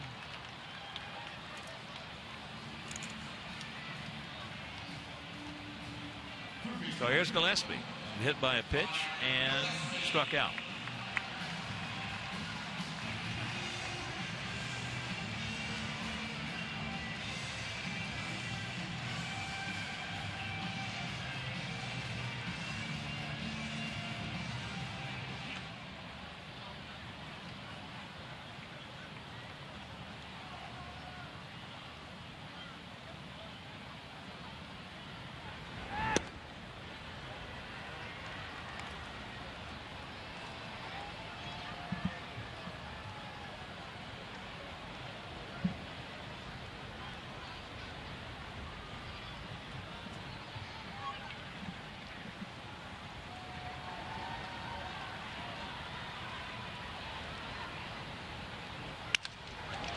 There's the base hit.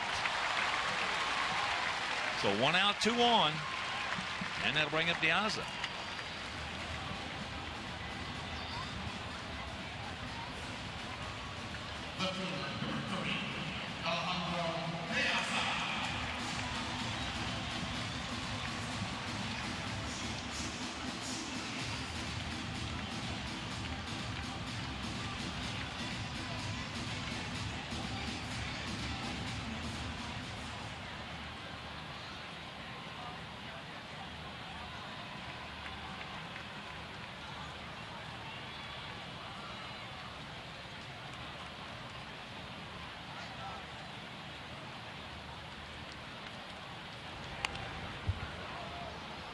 There's that changeup.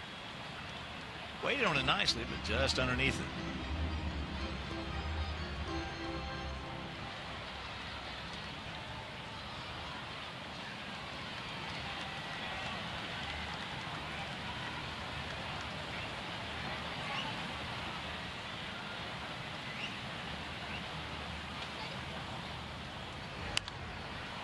Follows it up with a fastball. And very quickly to count 0-2.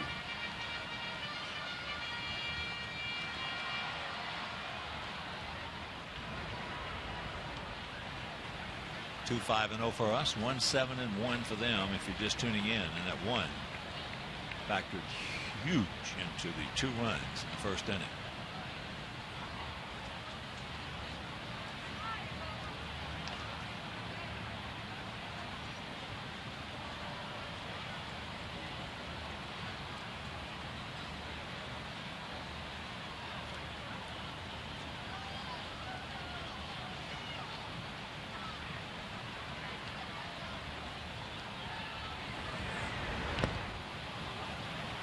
One and two.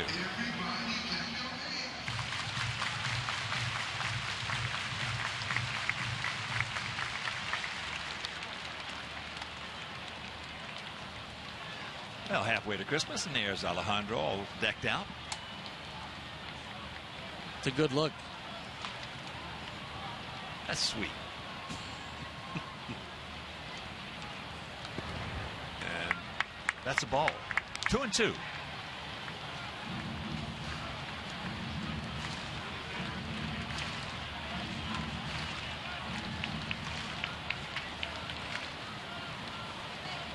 Great concession stands. No doubt about that.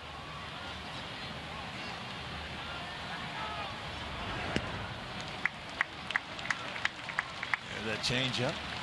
Big motion he's given that pitch.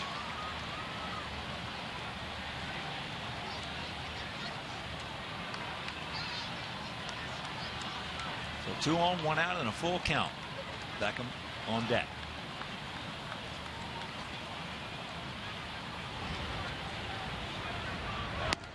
And that's ball 4. That'll load him up.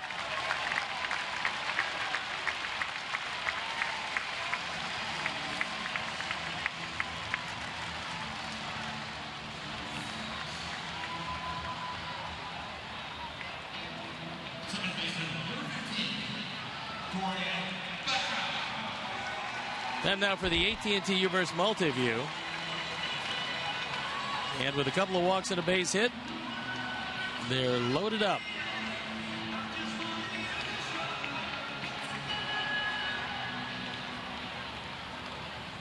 Gordon is 0 for 2. And could be 2 for 2, but he's not because he's been in a funk. When you're going good, he's 2 for 2. That's outside ball one. First time up, lined out hard, right down the right field line. Kane was playing him right there. Next time up, hit and run. Hit a ground ball hard up the middle, right to the shortstop who was covering. As Diaz had taken off. That's out of play right side.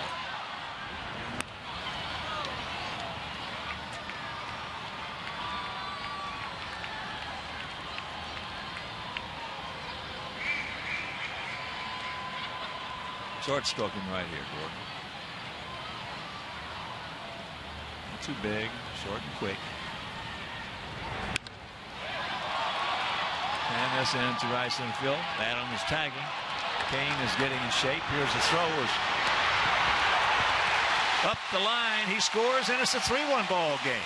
So Gordon gets the job done. If you're going to pick on one outfielder to hit the ball to, that's the guy. And somewhat surprisingly, Dyson, who doesn't have the arm of Lorenzo Cain, did cut in front of him. Here's a breaking ball down. You see Dyson setting up. And this throw is off the mark. Sweep tag doesn't get him. Well, when it was up there, I didn't think there was any question on who was going to get the thing. It was Cain. That's what I thought, but I think that's what Cain was mentioning to Dyson.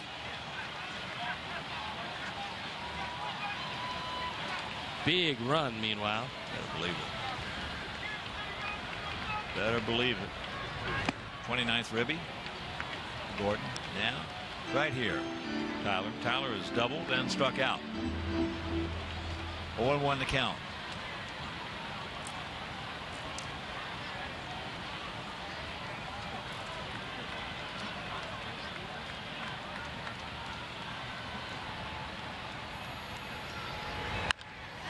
Stay fair. Stay fair. It won't. That ball was hit a mile. As Guthrie left it over the inner portion, as we've told you before, he can give up some home runs. And this one was hit 8 miles, and Robin now wants to take a look. And the toughest part of this was he hit it over the pole.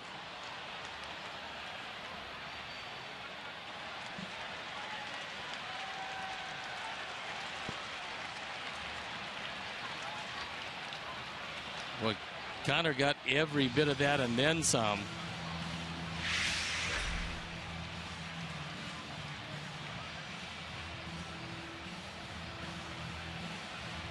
Mike Winters. Mike Wyslinski. Well, you only wish this one had been called fair and have the same appeal, because, boy, very difficult to get a definitive look at it because it was so high. Can't. It's be pretty difficult.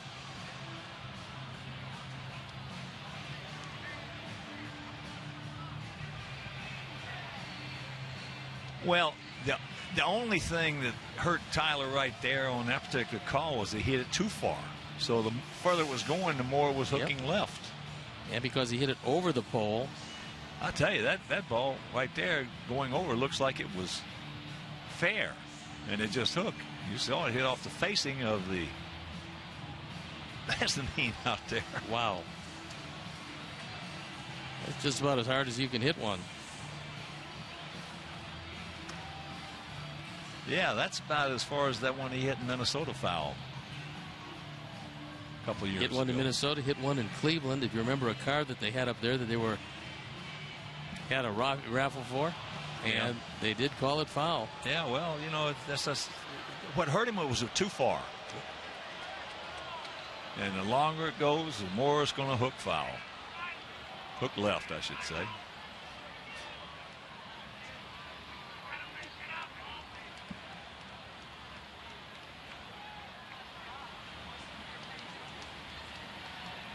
0-2 the count.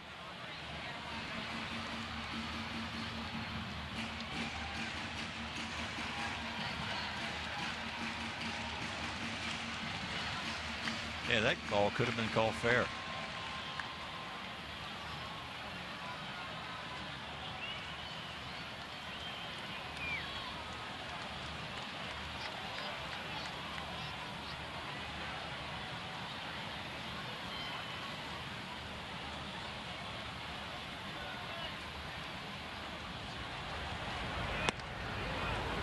Tries to ace him on the outside corner. Just missed. 3-5-0 for us. 1-7-1 for them.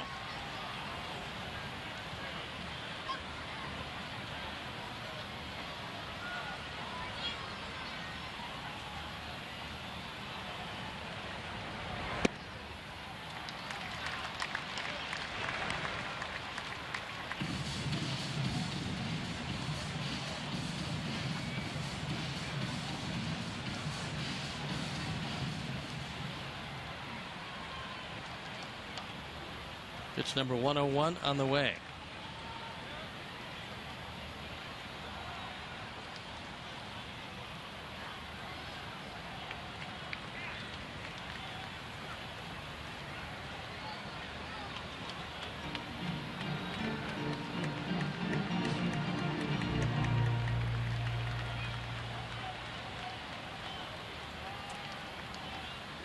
Aaron Crow loosening in the pen.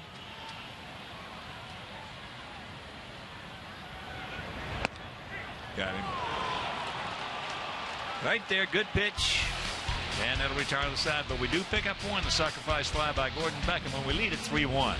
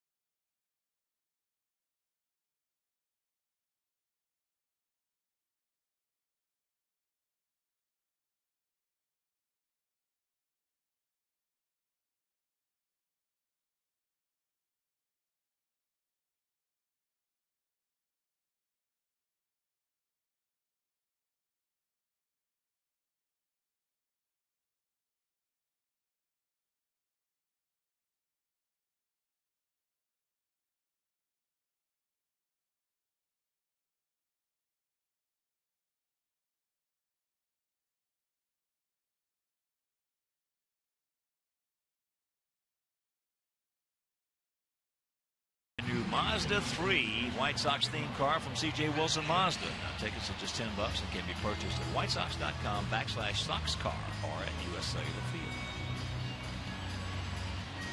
Field. 3-1 ball game. Top of the 7th inning.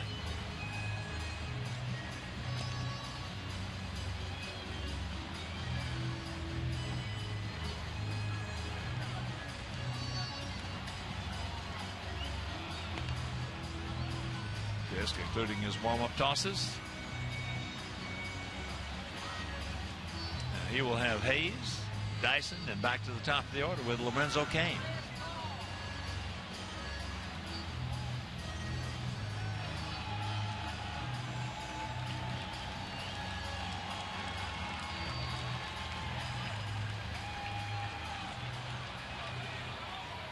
Hayes struck out his first trip and leading off the 5th. Hit one so soft it just got by. Chris. Actually couldn't throw him out. He did everything he could. Just hit too slow.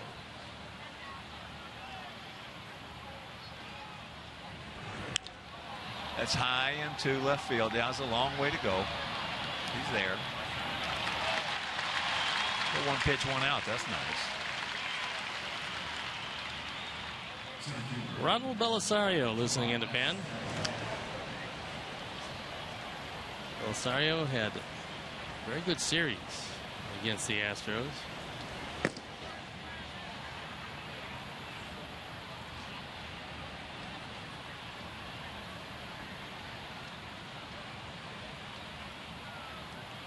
So Dyson has struck out. They bunted into a 5-6 fielder's choice.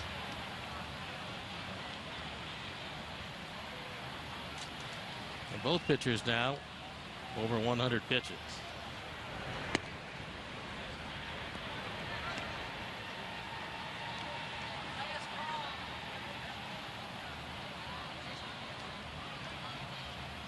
Pretty good numbers for Chris Sale, just as he usually does. And the breaking ball popped up. That's playable.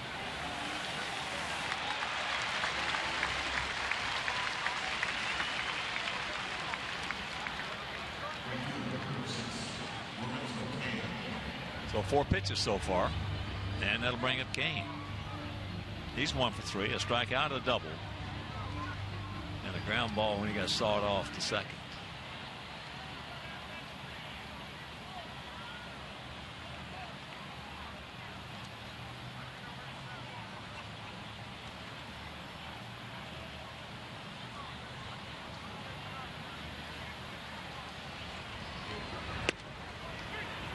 First pitch strike, that one at 92.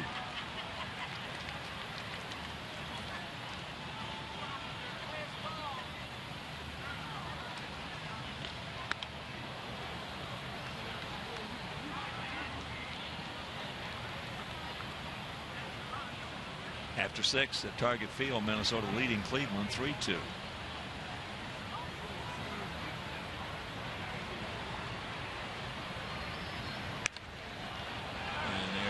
Shank.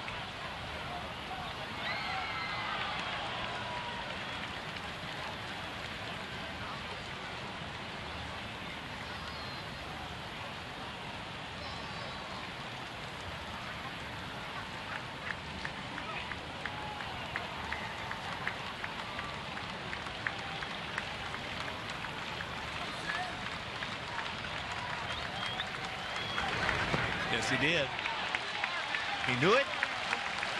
He gone. 7th inning stretch. We lead it 3-1.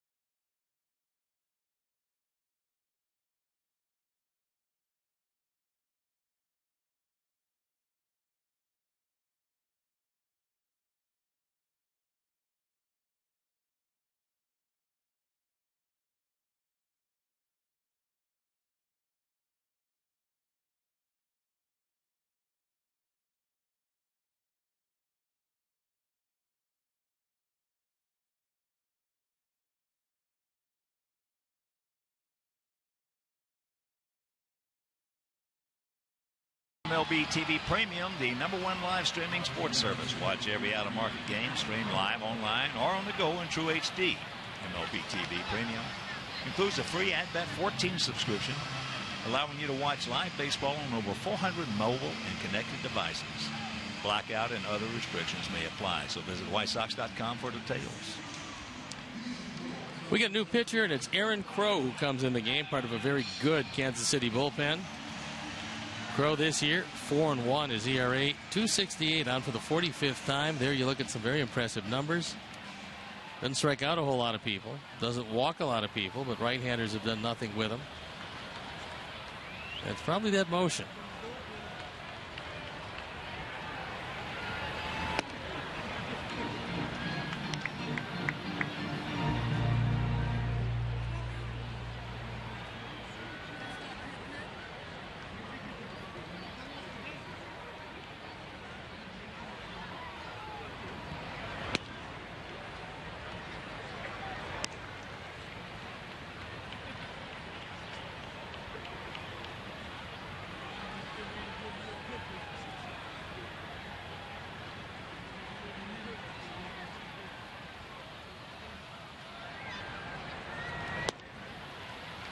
Adam, 2 for 3.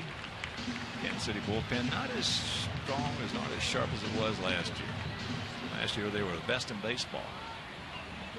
This year, well, Seattle is. There's a strike. 3-1. You'd still love to take a couple of picks, move them to your ball club out of that pen. They've got some great arms down there. I don't believe it. Yes, they did. And there is the leadoff walk. Last inning, the leadoff walk came around to score. Shortstop number 10,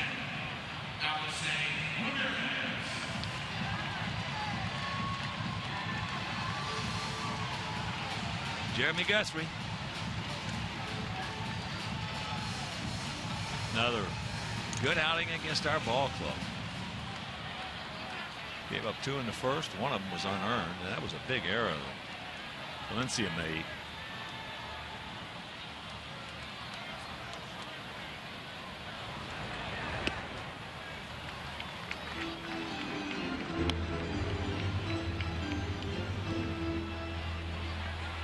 Both those runs in the first were earned. Base hit by Eaton. Alexei was hit. Then the error. Then the 2-run single. So they would have been on the second, third anyway.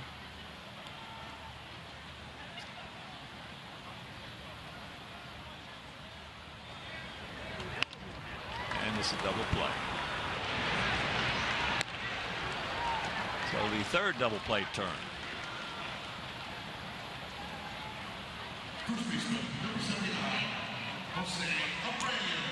This is going to be Jose's last chance to try to extend that hitting streak. Try to keep that hitting safely in 29 of 30 games.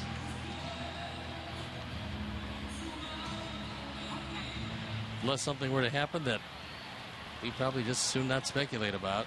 He better get one here.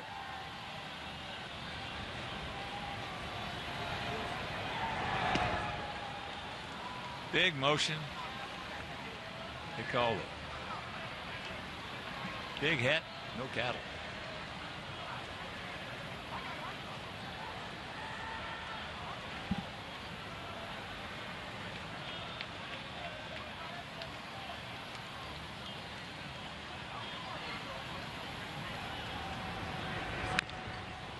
And the count on another one. 0-2.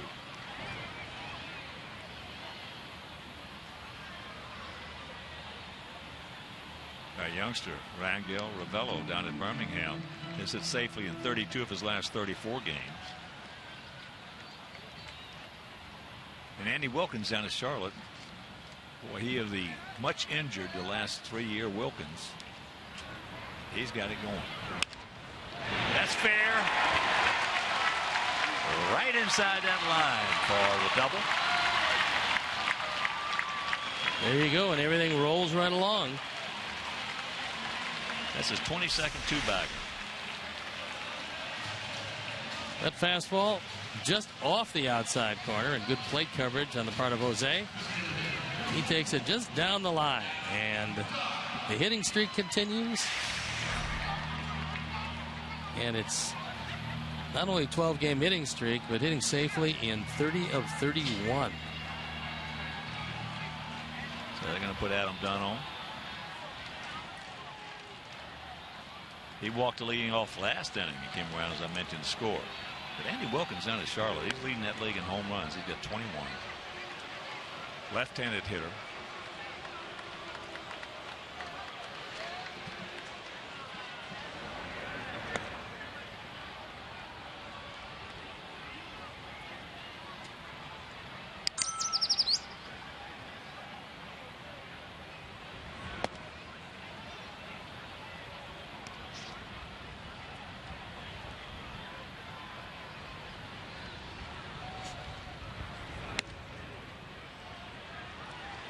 It's Scott Downs loosening up in the pen. So here's Tank. He's 0 for 3. Been to a 6-4-3 double play. Then he went out to left. Then he went out to center.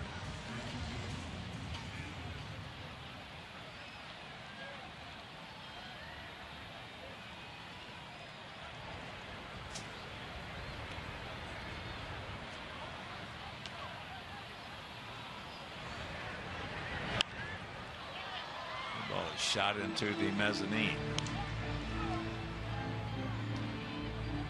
Tank's had good luck against Crow. Faced him 6 times and has 3 hits.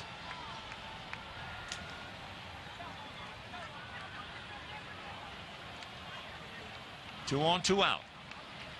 We lead by 2. Oh, there it was right there. Just underneath it. Boy, he Got a high fastball, and it was inner half of the plate. He had it barreled up.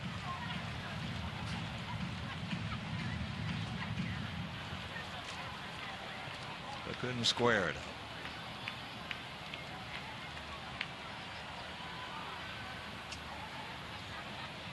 All right, Tank.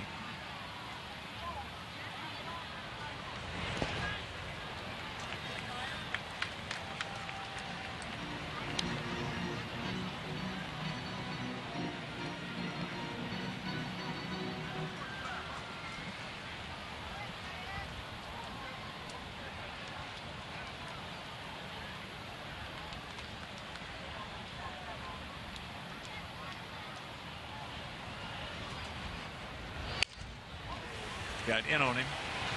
A little shuffle, and it'll retire the side. Went to the 8th, leading 3-1.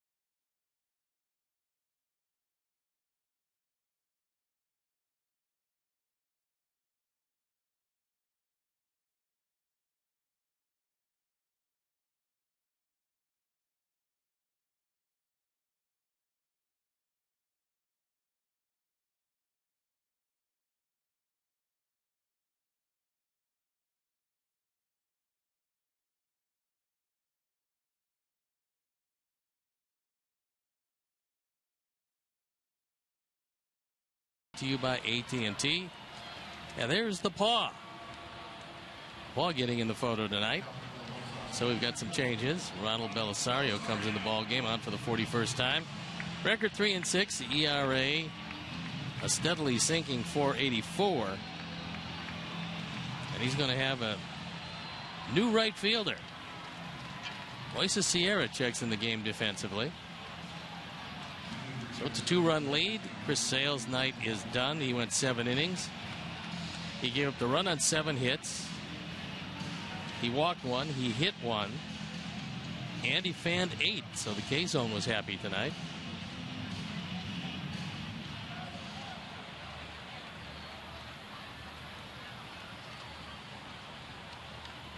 So here's Infante. He's 0 for 3.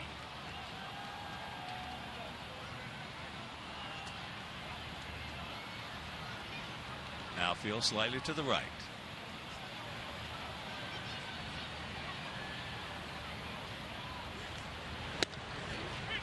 And he takes first pitch strike at 95.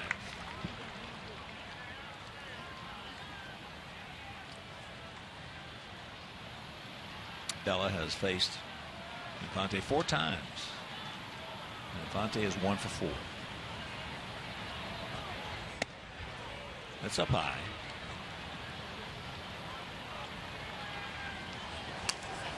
Putnam and Surkamp listening in the pen. Under the watchful eye of Mark Salas.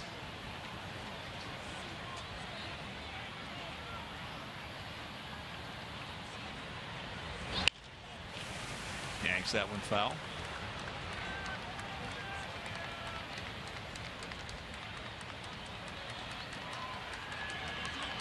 Nice indeed on that lineup card.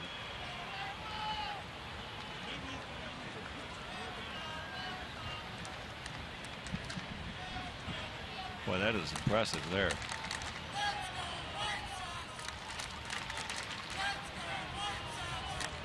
Must have started that yesterday. Take your time. All right, 1 out. So 1 out. That'll bring up Perez. I told you about that copy of that letter that a friend of mine had from Ty Cobb to Charlie King Kong Keller when he broke his leg. Mm-hmm. Back in those days, you know, they shot you when you broke your leg. It's a good thing to do normally. Yeah, and wrote him this letter. And so a friend of mine somehow got a copy of the letter, gave me a copy of it. You should have seen him, the handwriting and the composition of this letter from Ty Cobb. It was almost like that. It was you would have thought of. A machine did it? Yeah. I mean, it was just beautiful. The last thing you would have thought from the most hated man in the history of baseball. I was going to say, he did not have a lot of friends. No, for some reason he took a liking to this young rookie, so to speak. And he wrote him this letter, and the wording, the composition of it was just, you know, Charlie, don't worry about it. You're going to be fine, blah, blah, blah, blah, and all and all. And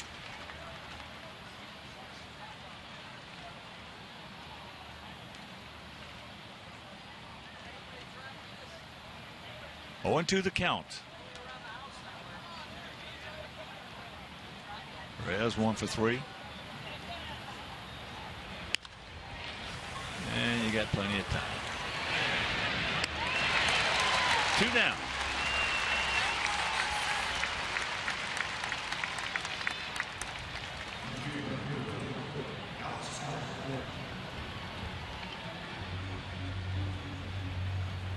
So here's Alex. He's 2 for 3. One of the few left-handed hitters to have 2 hits in a game off Chris Sale this year. Josh Hamilton was the first. In fact, he got the first hit off Chris Sale by a left-handed hitter.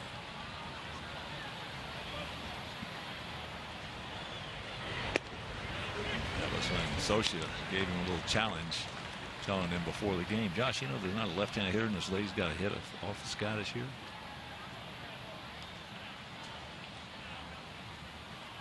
Pretty amazing when you consider that was at the first week of June. Left-hander hadn't had a hit yet against Chris Sale. As we were in to play the Angels the 6th, 7th, and 8th of June. in Anaheim.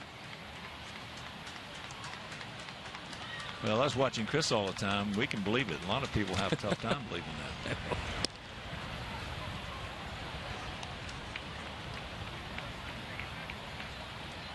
Well, we've both been in this game a long time. Chris Sale is one of the toughest looking left-handers to hit against that I've ever seen. Chris Sale and Randy Johnson. Oh, I'd much rather hit Randy Johnson. His ball didn't move as much as that's in the center field. We got a man there right in front of Jimmy Johns. Makes the catch. And a 1-2-3 inning for Bello. We go to the bottom of the eighth, leading 3-1.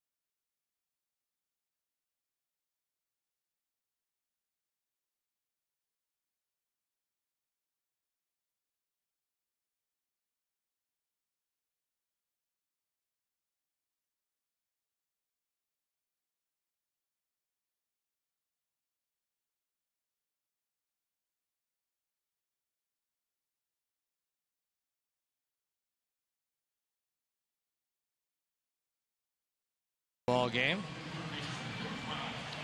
And the first one is familiar to all of you. It's Scott Downs on for the 45th time. He's 0-3. His ERA just under 6.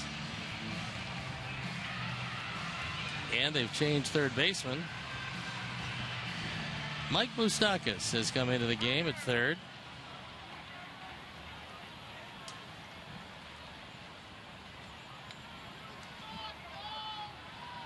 Downs came into a game in Boston. There was a little bit of controversy because he was brought on to face Jackie Bradley Jr. And Ned Yost later said he didn't believe John Farrell was going to pinch hit that early in the game. It was the 6th inning. And he brought in Johnny Gomes, who would promptly hit a 2-run homer against Scott Downs. And after the game, Ned Yost said that the advanced scouting report said that only once all year had John Farrell pinch hit before the 7th inning. So now you can make that twice.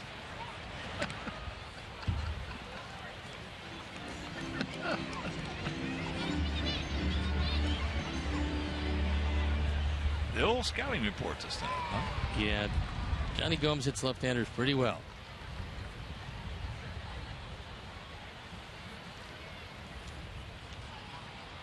Oh, 0-2 the count. Connor hit by a pitch, struck out, and then singled in the hole between first and second. And that's flipped into center field. Dyson. One out. And once again, a reminder, make your plans to be with us tomorrow night. Game 2, Scott Carroll against Cy Chin. Cy Chin, who just pitches his buttocks off against us. If you can't make it, it'll be right here on Comcast Sportsnet. Then on Wednesday afternoon, James Shields against Jose Quintana. A couple of good pitchers right there. That'll be a good pitching matchup. Here's Diaz.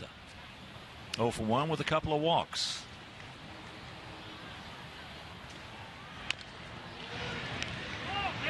Billy Butler.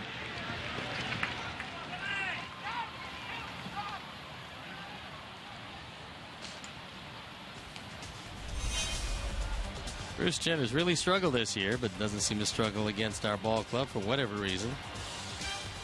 Got Carroll threw the ball very well last time out.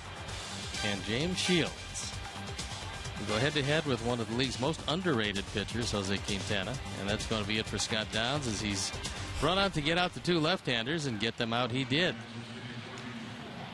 So, as Downs departs, we'll step out and be back after these messages.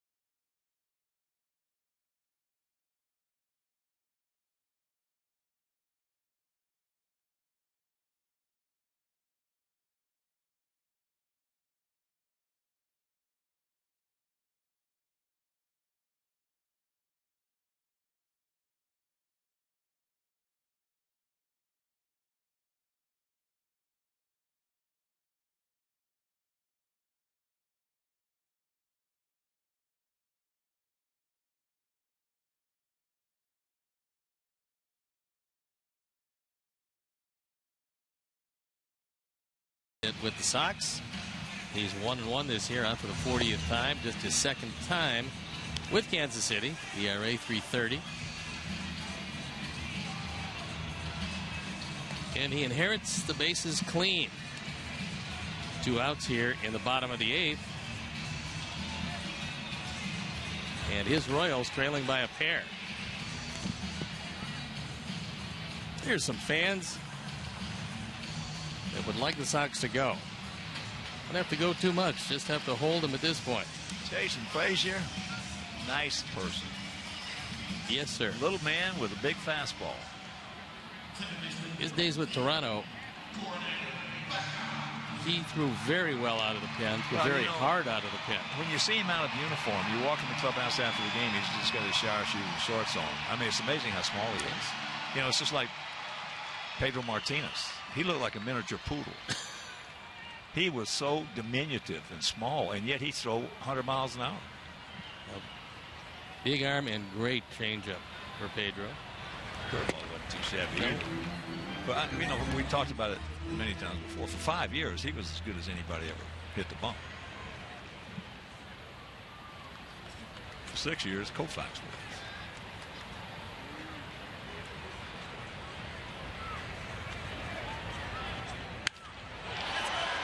That ball hit into right center field. Dyson making the call. And that'll retire the side. We'll go to the 9th. We lead it 3-1.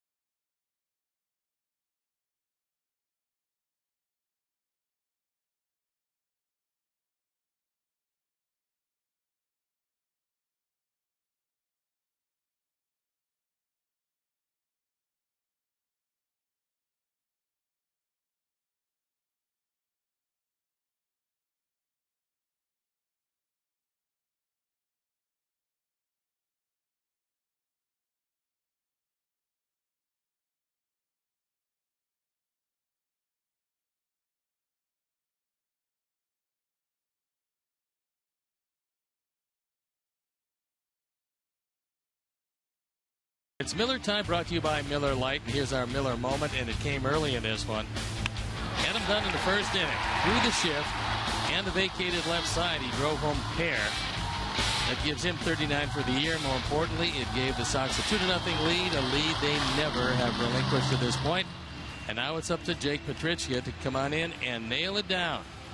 Jake out for the 42nd time. He's 0-2, his ERA 2.15, which is very good. Save opportunities, he's 3 of 4 when he's been entrusted with the opportunity. And he's got one here. So a chance to nail down save number 4, and he's got the middle of the order.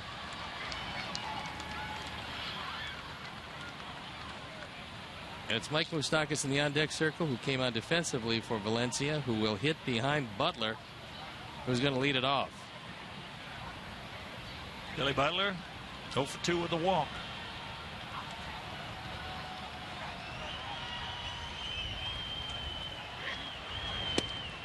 Takes first pitch strike. That is 93. Texas beat the Yankees 4-2 in the Bronx. New York making 5 errors in that game. First time they've done that since 2007. But the oddity is, of the 4 runs, they were all earned. 5 errors is pretty amazing. 0-2 the count. Teixeira is out for 3 to 4 weeks as he continues to have physical problems, and with the Yankees pitching problems, I mean, Mark Teixeira has been nicked up all year long. And they're still over 500, Gerard, as we talked about yesterday. He's terrific job with him. He's been unbelievable this year. He's done a tremendous job. He lays off that breaking ball low and away.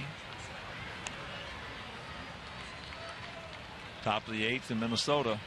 Twins leading Cleveland 3-2. Bottom of the 4th in Arizona, 3-2 Tigers. Verlander on the bump.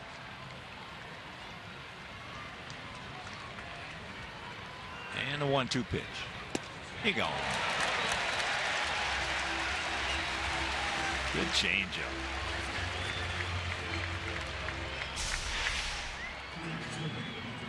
Only about 7 miles an hour difference, maybe a little less, between that changeup and that fastball. That being said, he had Butler well out in front of it. So for the first time, we're going to take a look at Mike Moustakas. I think we touched on Mike a lot throughout the course of the season. We touched on in spring training, saying he may be the key to this ball club. If he'd had a big year, they would be sitting right there. Yeah. But this has been anything but to this point. A bundle of talent just waiting to bust out.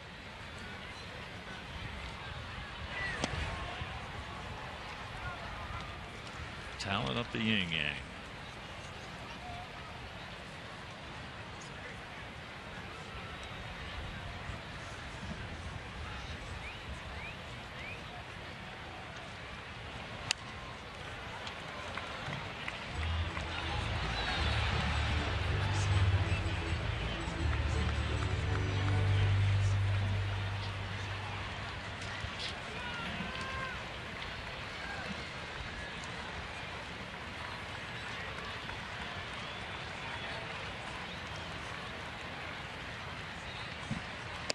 That's up high.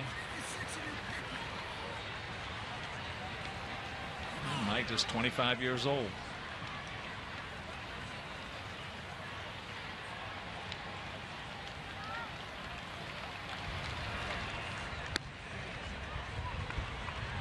Full count. No walks. They can hit his way on. They have a shift very much like the opposition uses against Adam Dunn against Mike Moustakas.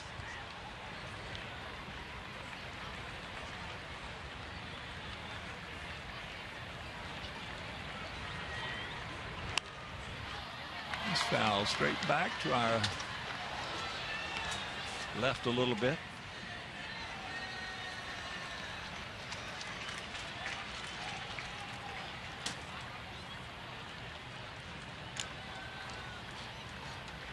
Mercedes Escobar in the on-deck circle. You'd love to face him with the bases empty.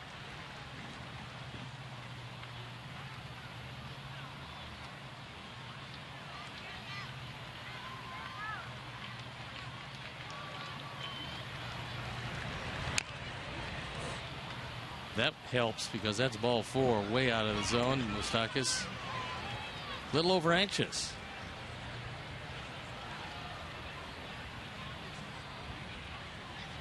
Well, when you're hitting 186 and you get that much talent, as we said, you know it's in the thought process.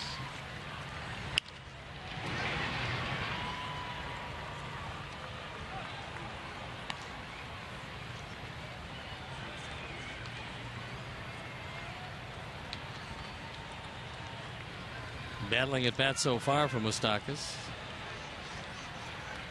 99 times out of 100 when you're in a funk like he's been in, it's your mechanics dictate your thoughts, and it's tough to turn it around where your thoughts dictate your mechanics.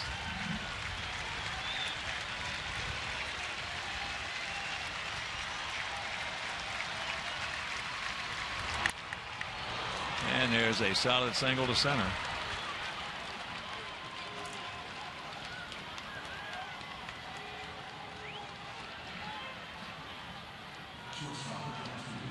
So the second pinch hit of the year for Moustakas. Well, this is not a pinch hit, his first bat. So he takes it back up the middle for a base hit, and that brings a tying run to the plate.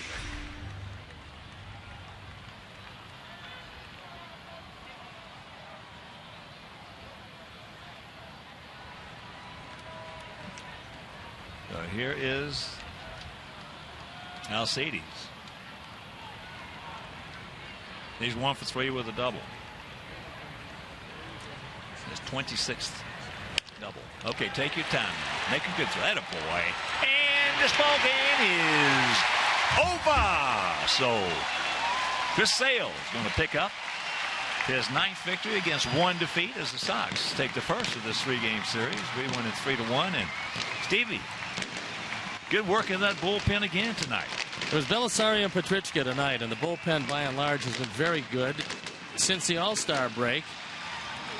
And Belisario has been the one consistent. He's been 3 times out of the pen. 3 times he's been very close to unhittable. Adam Eaton had a couple of base hits and a walk, so he was on base 3 times. Scored a run and stole a base. He was prominent in the middle of this. Adam Dunn's big 2-run single in the first inning really made the difference. And then the leadoff walk to Dunn and a sacrifice fly gave the Sox an insurance run in the 6th. But when all said and done, you have to say that Chris Sale, once again with 11 days rest, absolutely brilliant. He went 7 innings, gave up a run on 7 hits, walked only 1. And Chris was very strong. So a 97 right off the get-go. You could tell that he'd had some rest. The good fastball caught a lot of these Royals looking. And he used a high fastball tonight, as well as some excellent sliders again. And Sale now at 9-1, putting together a year